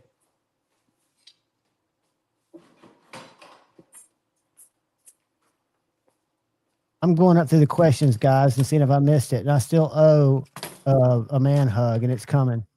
Okay, here's this one, right? This is the small one I'm making for someone else right now. Oh my God, dude. This is the small one. Okay. And that's, what do we decide? 10 inches, 12 inches? If it's, oh my. It's been in rust water. This is pre-heat treat. What is it going to be used for? Just chopping shit down? Oh, the zombie apocalypse. I love it. How gnarly is that thing, dude? Dude, look at this. Watch this. Watch this. Watch. Baseball bat. Serious, dude. What material is that? Is that 80 CRV? 80 CRV. Hey man, look at that sharpening choil. How sick is that thing going to be after I heat treat it? So remember, this is pre-heat treat. So after heat treat, this bevel is going to be up about halfway. So this bevel will go halfway up, come down, and then we're going to do some aggressive swedges right here. And then a nice little chamfer right up in here. And then jimping all the way back. So hold on. John, hold on. Okay. No. You're good. It's my friends here. Oh, I was just going to say real quick on when you say heat treat it, does it shrink? How does it make that bevel move? I didn't know about that. It's just prior to heat treat, basically what you're doing on pre-heat treat grinds is you're knocking all the edges. Some guys don't even do this. They just heat treat the profile and then do all their grinding after. I do half the grinding before to save on belts and stuff. Right? Because the steel's not as hard. Now I know what you're saying. Yeah. So you're gonna increase the grind after heat treat. The heat treat itself's not gonna make the grind grow up. Yes. I know what you're saying now. Got you. See, that's an idiot question that I ask. Well, hey guys, I hate to cut it, but my buddy's here. Tell him I said hey and go hang out with John and tell your wife and beautiful daughter, thanks for letting you join us, and you're welcome anytime, brother. It's always great talking to you and learning from you. All right. Thanks, guys. I'll see you on the next one. Later, Gator. Have a good one. All right. Bye, guys. See ya. Paul, I've got the glow carbon fiber on the one that you hooked me up with, buddy. I love it. But yeah, y'all go check out Jason's page, Jason Grant Tattoos. I think you'll see where some of his motor skills come from. That's true, Todd. Fine motor skills are great to have. Shayne used to do a lot of tattooing, and I've talked to him about it and how he got started. And like the first person you give a tattoo I would be nervous as shit. And Shayne says you just kind of get used to it. And he wasn't doing the complicated freehand stuff. I think he got to where he was. But I think Jason's been doing it 35 years in the same shop. Yeah, I know he's been doing it a long time. I can't remember exactly, but I know he's been doing it a long time. Yeah, and this page has and this is not like a knife page, but it's got 10.9K followers with 180 posts. And just some beautiful work. I mean, I can't imagine the time that some of this shit would take. Unbelievable. So, I wonder if Mr. is Ed still in here? Because I know he was talking about a big chopper. I wonder if that's the one he saw. So, what do you guys got going for the weekend? Dark Gravity? Are y'all doing any hobbying or second? Oh yeah. Tomorrow, today we went to estate sales. Did you find anything good? I saw you were doing that, and then a couple other sales. You said. Yeah, we got the primary target for today. I know the guy. kinda. I mean, I don't know it. Like, I know him. He was at the primary estate sale we were going to. We were after a '50s newsboy bag, and he was like 2 numbers up because when you go to estate sales, they give you numbers. And so he got there because I come from Athens. He actually lives in Huntsville. So he got there sooner than I did. So he was like number 2 and I was number 5. And so we went into the house. Noah, my son, he broke left. I broke right. Well, Angel, which was the guy that got the bag, he broke right. He was like 2 steps in front of me and he grabbed the bag hanging up. Because we knew, they show you pictures.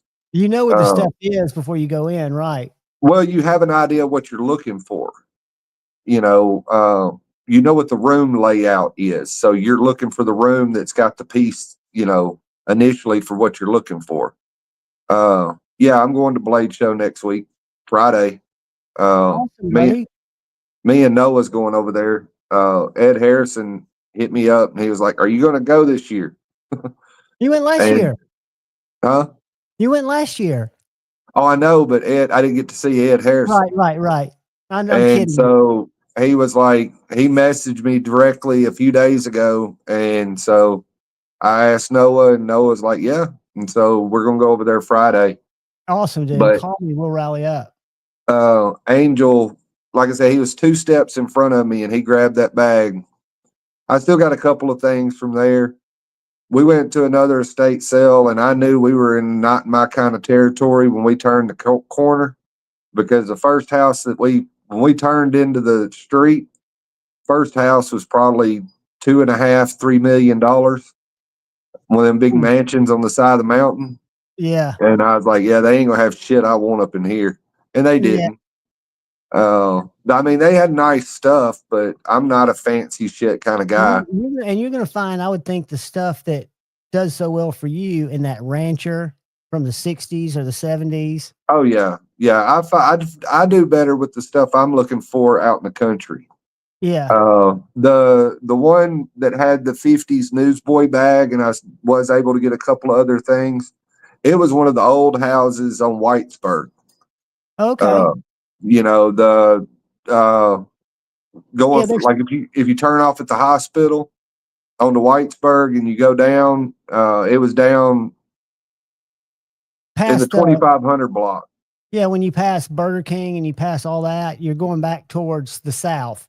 Yeah, you're going south on Whitesburg from the hospital. It was down a quarter mile, half a mile from the hospital.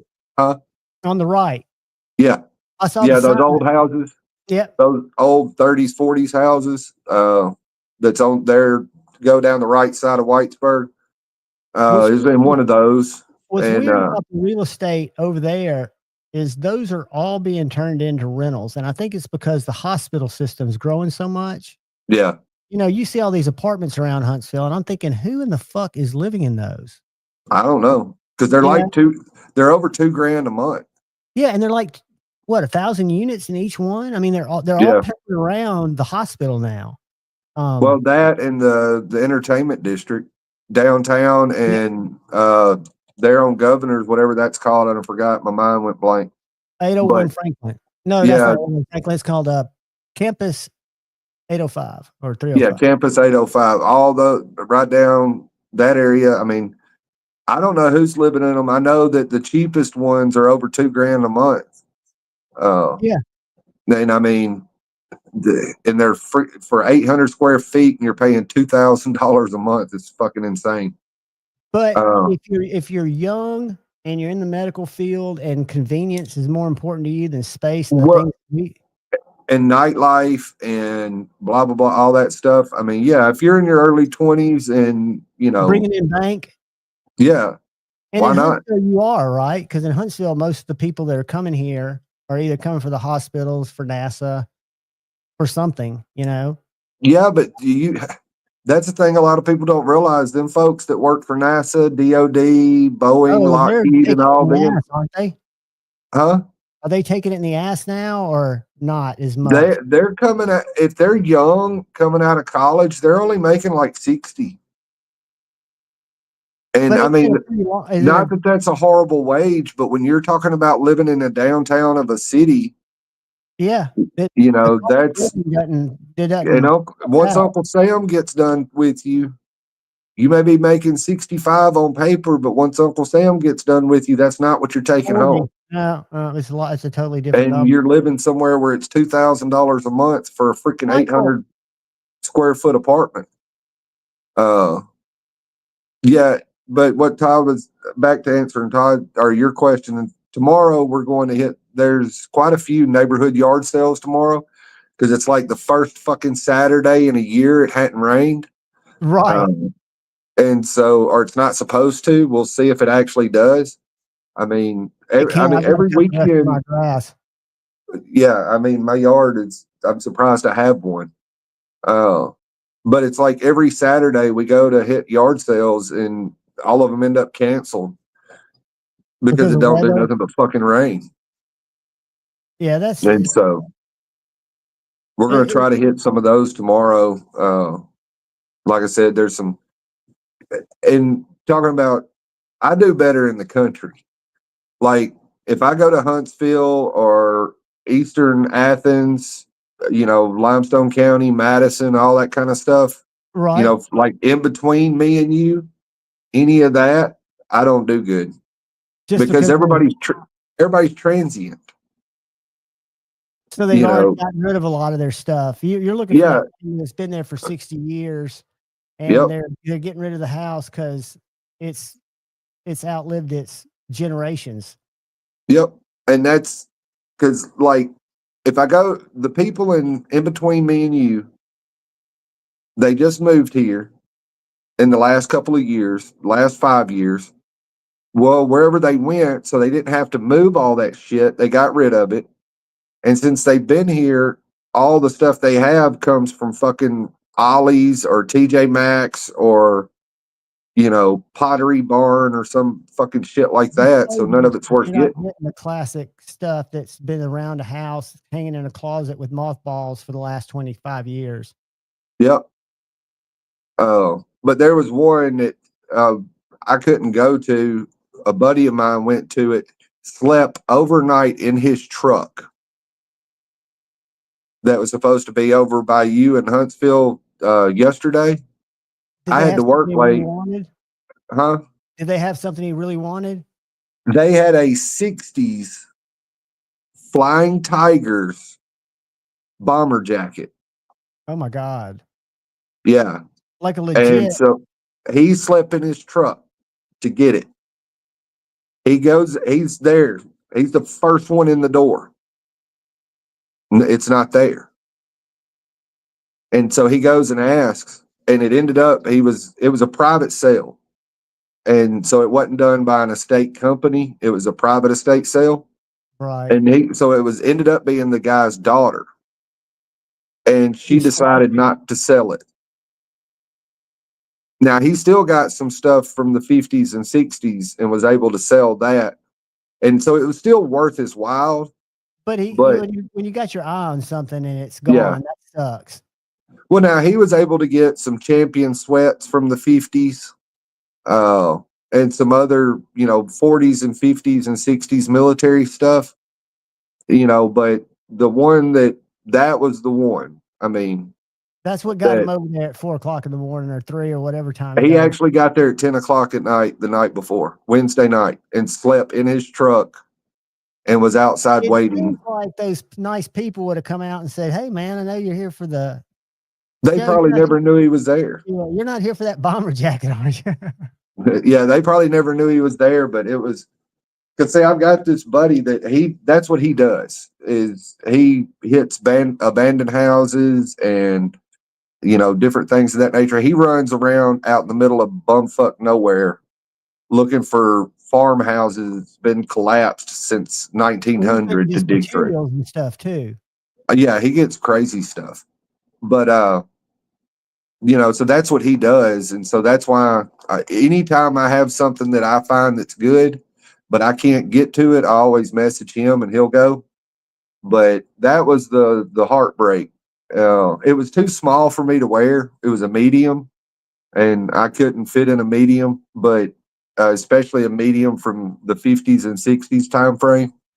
I mean, I can't fit in a modern medium. Yeah, clothes back then were smaller than what they are now. And so, but I mean, it would have been cool to have and cool to hold and look at. And just the stories that probably went through that damn jacket. Oh, yeah. Yeah, you're talking Korean War era, early Vietnam. Yeah. Have you ever talked to Jeff A to Z EDC about his garage sailing? How, that's been his career forever. No, that's the thing is he's got a different game. He's got the ladies' shoes, ladies' jeans, and toys, vintage toys, and instruments. He'll get some instruments sometimes. I knew he did the instruments. I knew he did the instruments and shoes, but I didn't. I mean, I've never been able to sit and talk with him because he's always busy.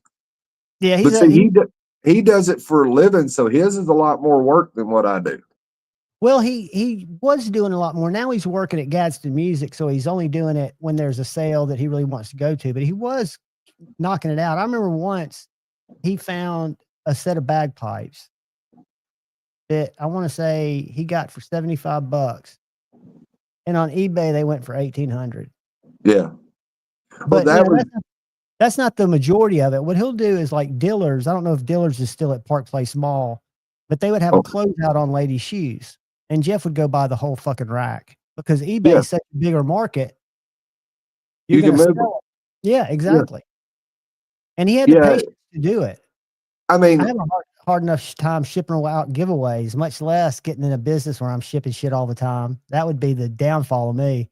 And essentially that's what I do is most of the stuff, like last year when I did my taxes, and I looked at my inventory and how much I spent per item. Now, obviously, some items I spend more money for, but the average I spent was $2.85 per item.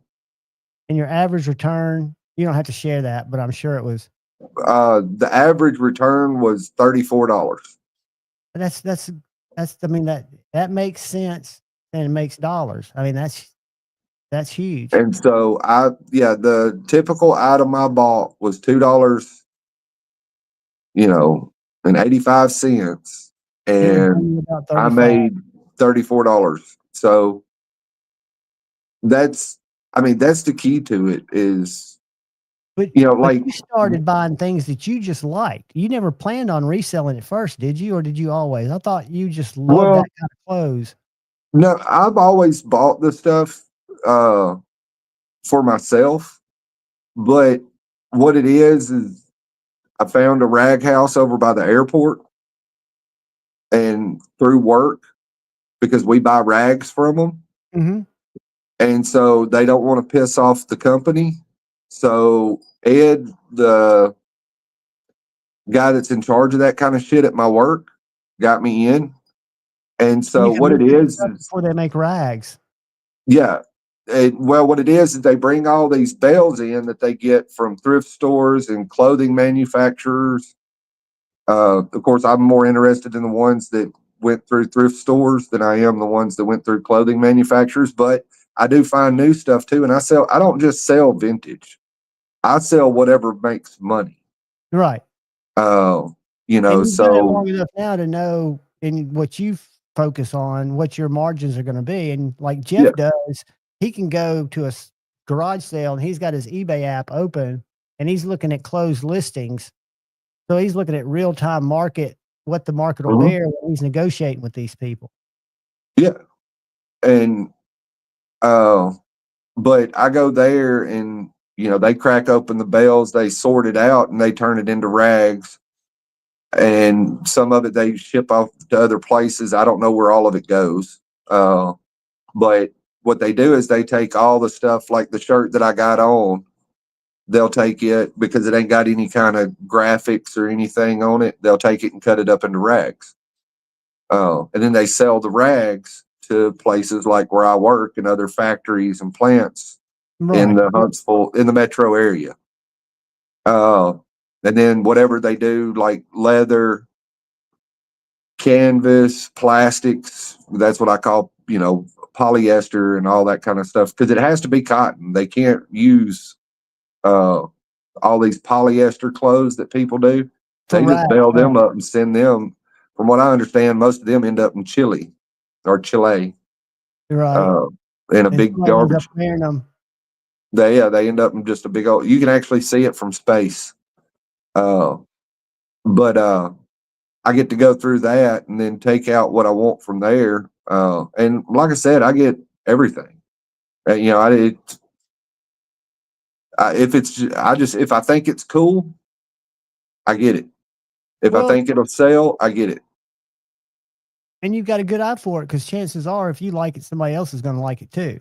And that's a good thing. What's funny is I just learned what people buy. A lot of it is stuff I wouldn't wear, and a lot of it is stuff I don't like, truthfully. But that's because I'm pretty simple. You know, I don't wear a lot of gaudy, but a lot of what sells the best is the ugliest shit you can fucking think of. Howdy, Fred. Oh, I know you wouldn't. That's why I'm not good at buying and selling. I wholesale cars back in a past life, and I did okay with that, but it wasn't something I wanted to get locked into. But when it comes to clothes and stuff like that, I have no idea what the value of anything is. But I just like stuff. I just like stuff. Well, stuff's cool, dude. I still think tomorrow when you're out, you should stop by Knives and More because you're not going to want one of those battle truck hinderers. They're more expensive than I thought they were. They're like $1,000. Yeah, and I don't know what he'd sell them for, but Jeff was looking at one because he was interested when he was up there. I didn't realize the significance of the writing because John was telling us that the blade's just a basic treatment, but the distress skills, and then there's some numbers or something. What makes that series so special? I know they don't make it much. They maintain the limited edition. They're all numbered. That's right. The scales are hand done. Okay, so the G10 are hand done because they look different. Yeah, they're hand scratched. They look flatter colored. Yeah, the color looked more flat in a XM18 scale. I don't know how they dull the anodization on the back, but they'll have mixed screws. The blade is a sponge acid etch. I think. I don't know. I think that's because it's got splotches on it. It looks like somebody sneezed on it almost. Yeah, it's splotchy versus a solid, even acid etch. So I'm guessing that it's a sponge based acid etch. But supposedly, and I don't know if it's true or not, the scratches on the back are hand applied. The scratches on the front are hand applied. I mean, I'm sure they're using them. I'm sure they're using a machine to actually do the cutting, but supposedly somebody's holding it like Jason Grant does to make his rock pattern and his rope pattern. Right. They're using a machine to actually do the cutting, but they're doing it by hand. Right. It's not hand filed. It's just hand controlled. Details. Right. And then like I said, they go through and they mix up the screws. Because a lot of times they'll have different types of screws in them, different colors. But like last year at Blade, they had none, so they don't do them every year, I guess, right? Usually they do them in drops online. I don't think they carry them to Blade. I saw them at Blade 2 years ago. I know for a fact, but I've never seen them. But again, they don't make that many. I've never seen them on a retailer store. I've seen them all over. When they do drops, I want to say they're in the $650 range. They're a couple of $100 more. Right. And then on the secondary, they're usually $1,000 to $1,200. Just because the scarcity. Yeah, just because it's a limited drop. Yeah. It's a standard flipping thing. They go, somebody knows that Hinderer's dropping them on, tomorrow at 12 o'clock, and they're on there jabbing away with their little fingers. And if they get lucky, a lot of folks do that, but or they use bots. I don't know how much bots are used with Hinderer. I know that with other things they're used a lot, but they get on there with their little fast fingers, and if they get one, great, they'll turn around and flip it. Dude, have you ever met the little guy at Knives and More who has the long hair? You know about the curly-haired guy that's got the crack problem? I think so. Who buys and sells knives? Who goes to Blade Show and he'll buy like 4 knives? No, because this guy is one of John's pet cases. Yeah, this guy he's kind of gangly looking. He's got he looks like he stuck on a meth pipe, but his whole thing is he goes to Blade Show every year, takes a few grand, and he'll buy like 2 or 3 really rare knives that he holds on to for a couple of years and then flips them. Yeah. So that's his kind of side business, is trading in knives. And he does it by going to Blade Show early. He knows what he's going to try to get and then sell it. Well, I mean, he had a Medford that I've never seen before. He had, and I don't have his Instagram because it was on there, but it's a folder it's probably as big as a Marauder H, but it's got this wicked pointed tip. And it's probably 15 years old. Yeah. I mean, that's what E-Knives does. Oh, yeah. You know what, though, about E-Knives? Because I always wondered, when I went to Nashville last year, we need to do that this year. That's a fun one.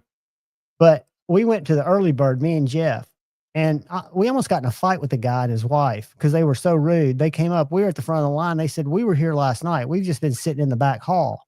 And we were like, so the back hall's not where we're lining up to go in. I hate it for you. And so their whole thing was to get to the Dimco booth because that's where they made all the money. Well, right behind them was the husband and wife from E-Knives because they've got a truck that's got all the logo and stuff on it. They were the most pleasant people. The other couple were total assholes. And these people were doing the same thing, scrambling for the same knives. But I've bought a knife from E-Knives, one of my Medfords, and I really think they're good people. I'm sure they're making money. Why would they not? They're nice, but they're there for business. They're going in there and they'll, like Dimco's a hot knife. They'll go in there and buy 10 of them. Oh, as many as they can, yeah. Yeah, I know when when Microtech dropped the manual stitch and whatever that, those knives a couple years ago, they went in there and they just bought them up. And I mean, it's business. That's what they're there for. Yeah, exactly. And they're right up in Tennessee, right? Chattanooga. Yeah, right outside of Chattanooga. You know what else I learned? Big Idea Design Companies in Chattanooga. No, I didn't know that. They did, and they're making knives there now. Oh, are they actually making their stuff here, not having it imported?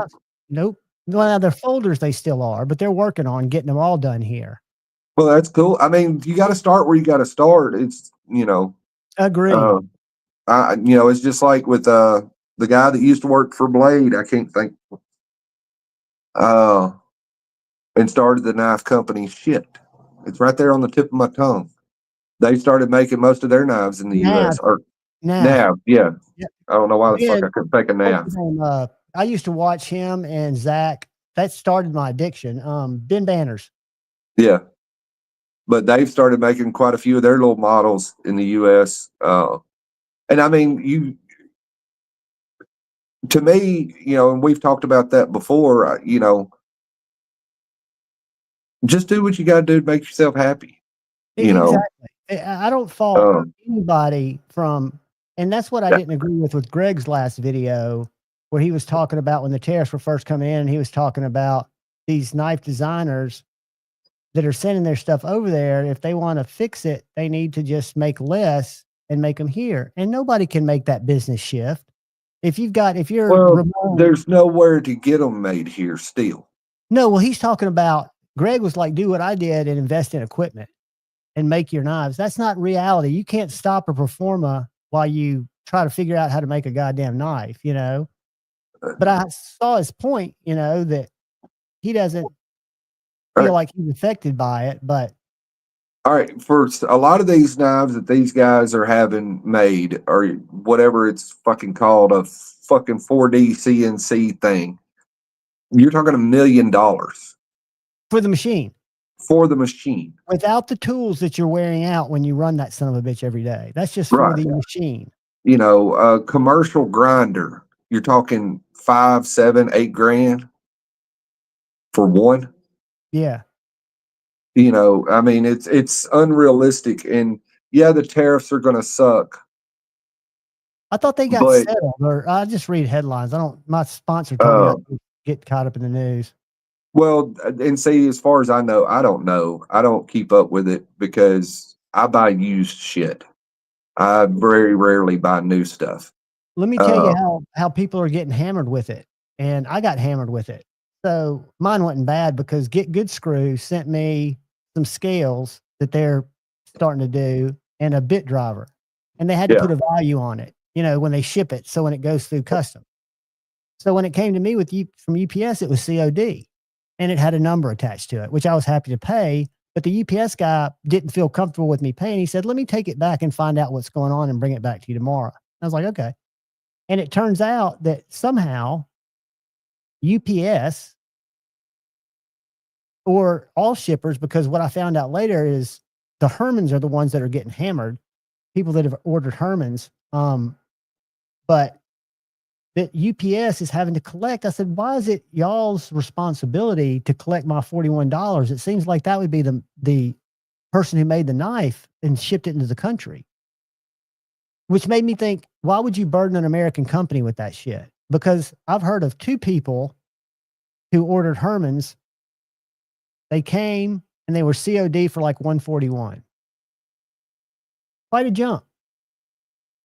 Well, you're talking about those Herman Customs? Well, no, like a Herman Sting that you get from. Yeah, I mean they're nice. They're $900 knives, maybe Yeah, I was $1,000. going to say they're like $1,000 knives, ain't they? Yeah, yeah. But if you're buying it and you're not expecting to have a COD charge, you know all about tariffs. You're not a global economist like I'm not, but you know that tariffs are out there. I would think that the tariffs would be handled before it ever left the country of origin. Well, unless there was just a little window where. That's the thing is they can't, when you're talking about somebody small like Herman, they can't collect the tariffs from them because the tariffs are applied to the importer. And when you become a purchaser, you become the importer. Oh. And so, like,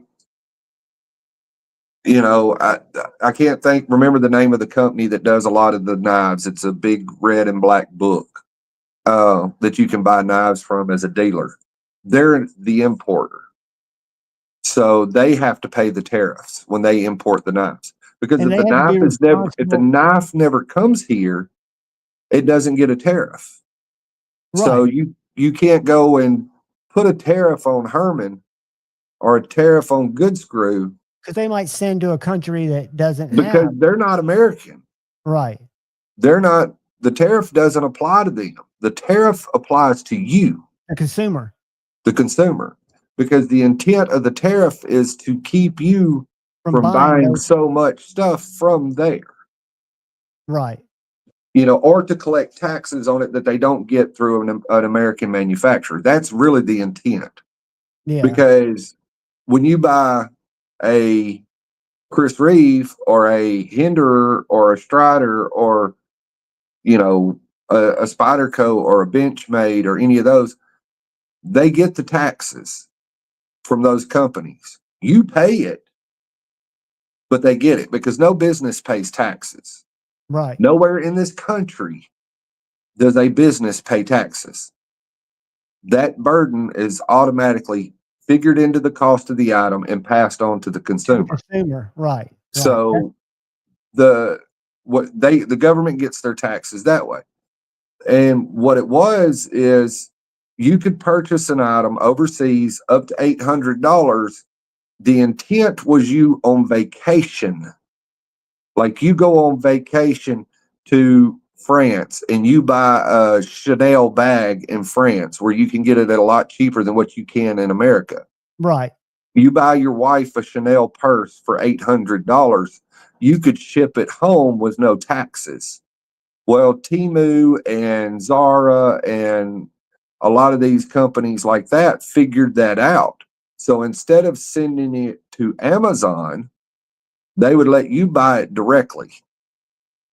And they would ship it from China, and no taxes were ever paid on it. Because it was a direct sale. Because it was a direct sale under $800. So the tariffs didn't increase. The tariffs on imported Chinese goods are roughly the same as what they were before, 30%. The thing now that hurt or that Americans are noticing is that importation that they were not paying for before, they're having to pay for now. So the $40 that you had to pay was a percentage of the value that Good Screw applied to what you got. Right, right. It was whatever that fixed percentage for that country of origin is. Right. And so that's what's happening now is you before Good Screw could send you that, because it was declared as under $800, you didn't have to pay the $40. But now, because it's declared, it doesn't matter. As long as it's declared and they can look at it and say that is a reasonable declaration, then that's what you pay taxes on. The thing that a lot of people don't realize with that is, because I ship stuff, because I do sell vintage, I sell stuff overseas a lot.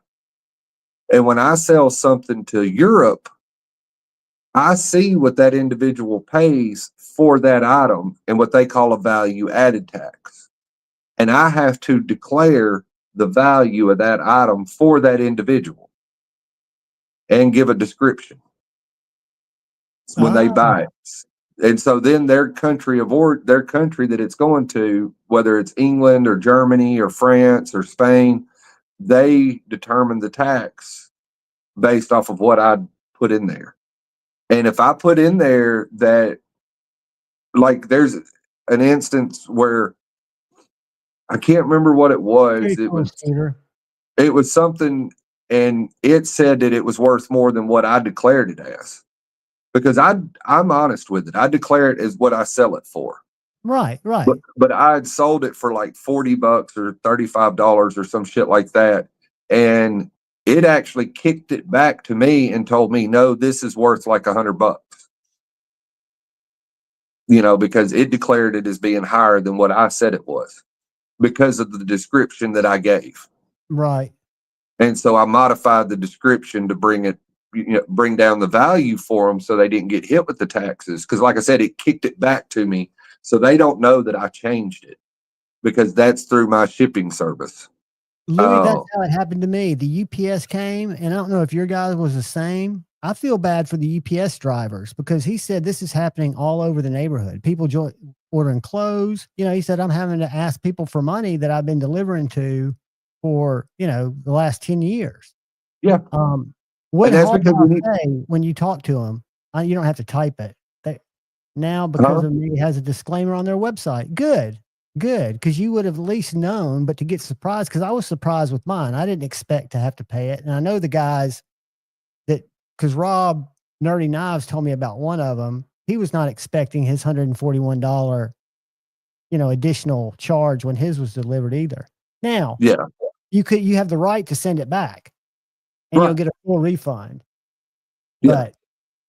Well, it's like I said, that's what you're getting hit with is that below $800 import fee.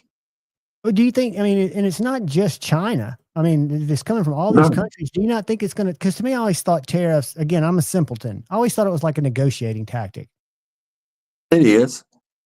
Where you try to, perceive pain, squeeze a little pain or whatever, but why fight it if you can't just come to an agreement? And why couldn't you come to an agreement? Well, and I don't know all the nuanced truths to it, but I'll give you an example I do know.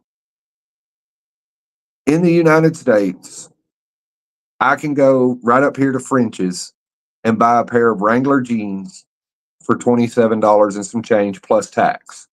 So just say $35 with tax. It's actually more like 32, but just say 35 with tax. Those exact same jeans in England are over $100. Now, obviously, part of that is the shipping cost. But when you're talking talking about bulk freight shipping, blah, blah, blah, all that kind of stuff, it's not going to quadruple or triple the price and make them, well, they're actually 100 pounds, which would come out to about $130, or I think somewhere in that neighborhood, $125, $130 in England. So there's obviously England is putting tariffs on those, making the goods more expensive for right? the Europeans. That's an astronomical though increase. That's That's yeah. not 10% or 20%. You know, that's 300%. But they're our allies, so why would we even have an issue with them? Why Well, wouldn't we that's say, where Trump, and like I said, I'm not trying we're to not get into talking politics. we're talking economics. I'm just curious. Yeah, from my understanding, that was his issue. I know when I was in the service and would go overseas, American products, American branded products were crazy expensive. And we were restricted on what we could buy. And you had to buy American, right? At the base. Well, no, we didn't have to. We were restricted as to what we could buy on base, because we could go buy American products on base for American prices and take them and sell them on the black market in France or Spain or And Germany. they didn't want that to happen, so they Right. Because we could actually, like, we could undercut the market, because going back to that pair of Wranglers, you know, I could buy the pair of Wranglers at the base, at the PX for $30 for $25 and turn around, because what would happen is, you know, this Italian dude, this English dude, this German dude, whoever would be willing to buy them from me for $50, because that's still half of what it costs them to buy them at the store. If it was legit. For a legit item. And so there was a black market thing. So you were restricted on what you could buy and how much you could buy. Like if you went in there and tried to buy 20 pairs of Wranglers, they weren't going to let you, you know, kind of deal. Louis, I hate that for you, dude. And it's happening. You're not being singled out for special treatment. You're not being singled out for special treatment. He said his $950 knife. Yeah, it went to $1,150. Yeah. And like I said, I know that sucks, because that's $200. That's a whole nother fucking knife. That is a whole nother knife. 100 pounds. That's got to be or a couple of knives. Silvish denim. No, I'm going by a guy that a YouTuber that he said that's what he paid for a pair of Wranglers was 100 pounds. And actually selvage denim, I would expect to be well over 100 pounds. I wear selvage denim, and the cheapest pair that I have, now I did buy them. I know you can get cheaper than what I have. I know you can get Uniqlo, and you can get, on occasion, you know, you can find stuff that's lower priced, but Brave Star is probably the cheapest on the market consistently, or Gustin, and they're usually about $100 to $128 US. And that's for American made. But most of your selvage denim is $250 and up.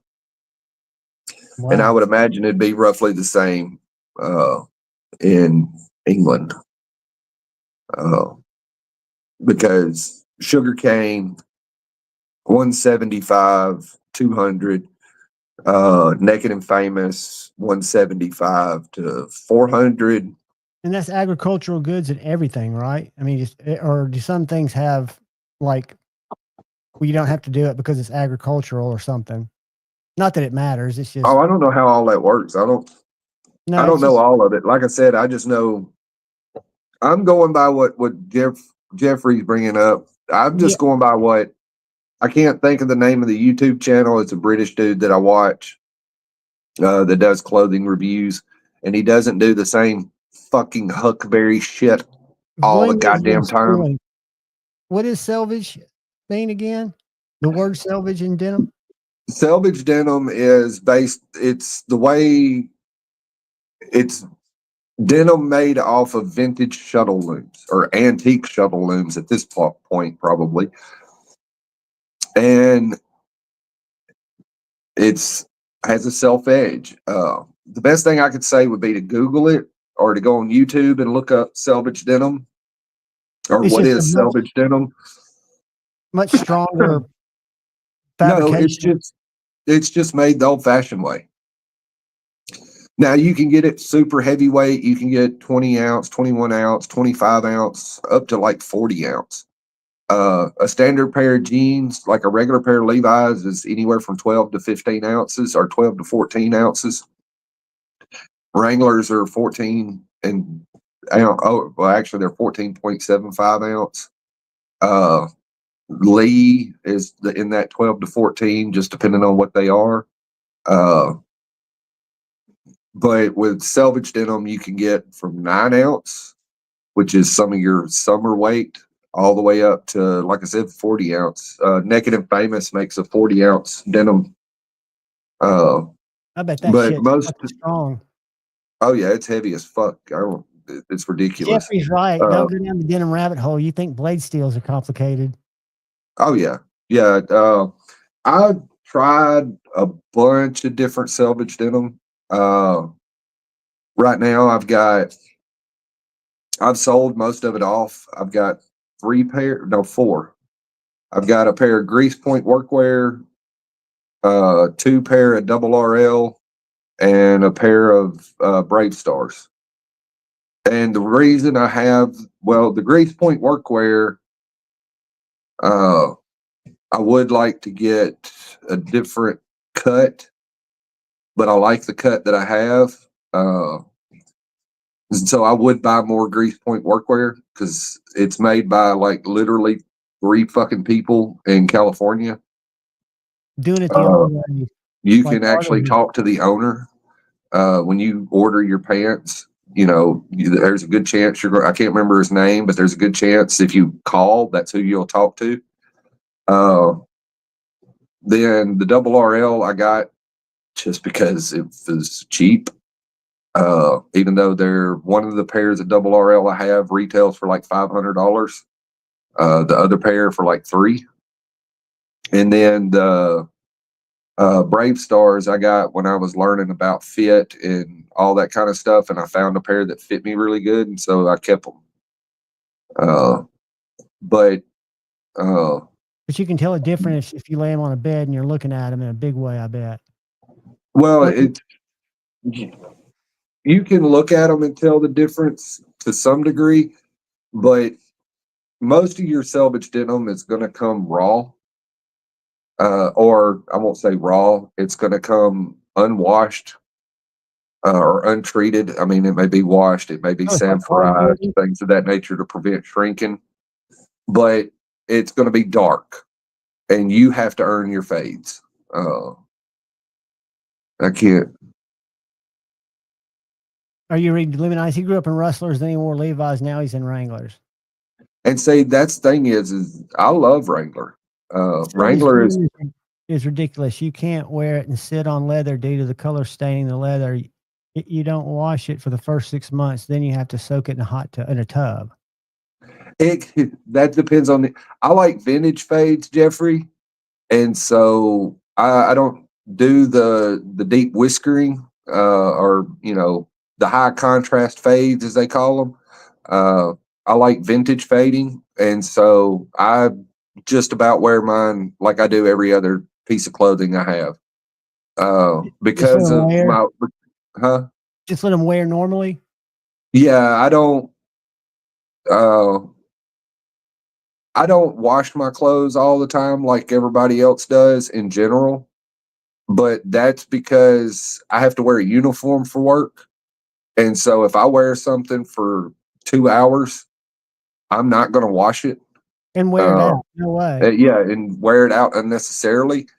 But I'm not one of those that buys into buy a pair of jeans, don't wash them for 6 months, wear them every day, 12 hours a day, 14 hours a day. Damn, Todd, that's half the price of the knife. And you're in Canada, right? a TKL that's probably 300 tops, 140 in duty and brokerage fees. When I say I know some of that's been going on with Canada even before all this. I don't know if it was that ridiculous, Todd. But I know I've tried to send just a pair of fucking shorts to Canada and they want to ass rape the poor guy that buys them. Canada is the hardest one for.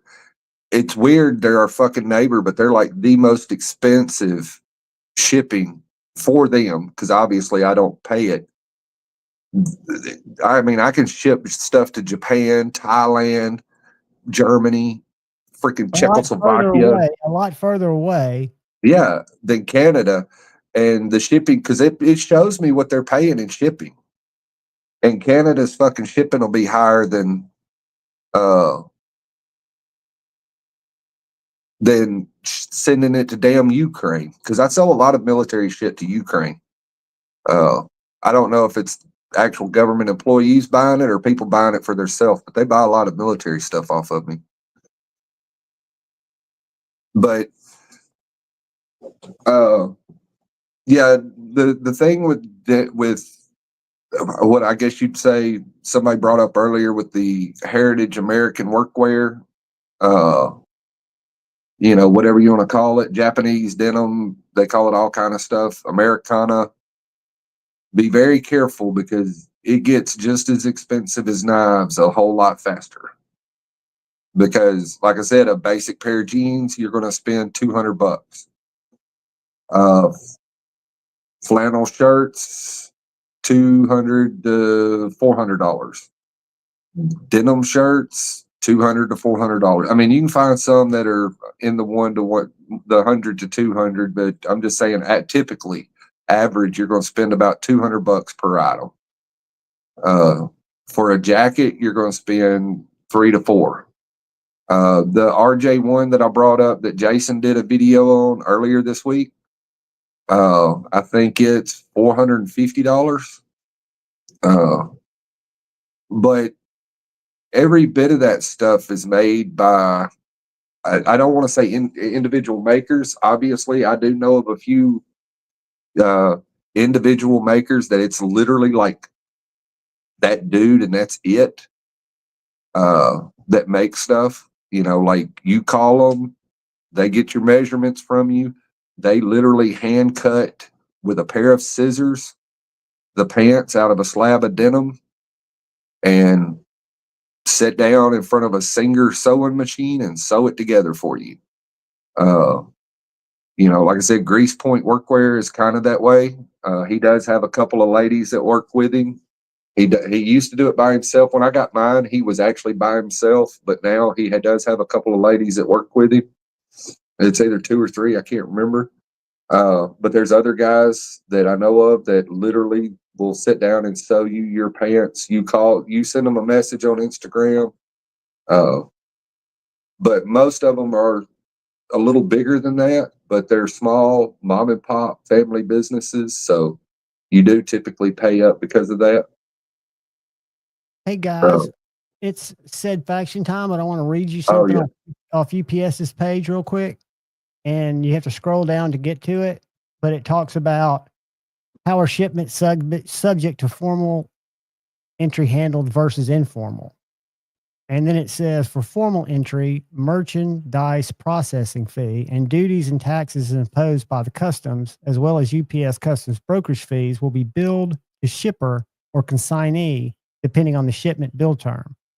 I think the informal entries where we're getting caught, UPS custom brokerage fees and applicable duties and taxes will be billed to shipper or consignee, depending on the shipment's bill term.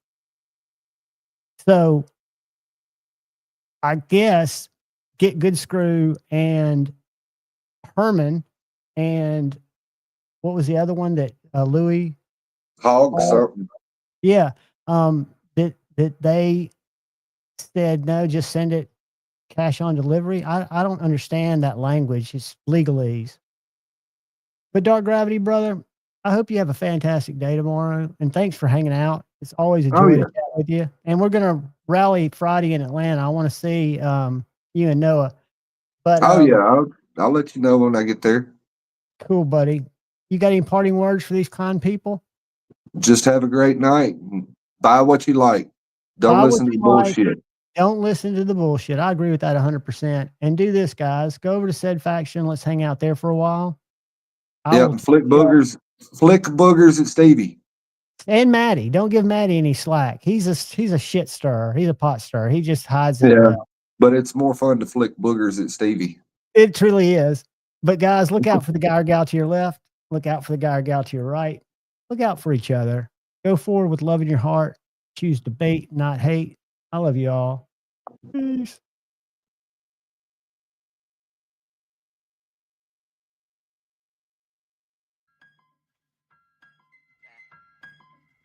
Back in my bag, yo. Conscious. ISO. Diamond. Back in my bag and I gotta brag. I do this shit for real.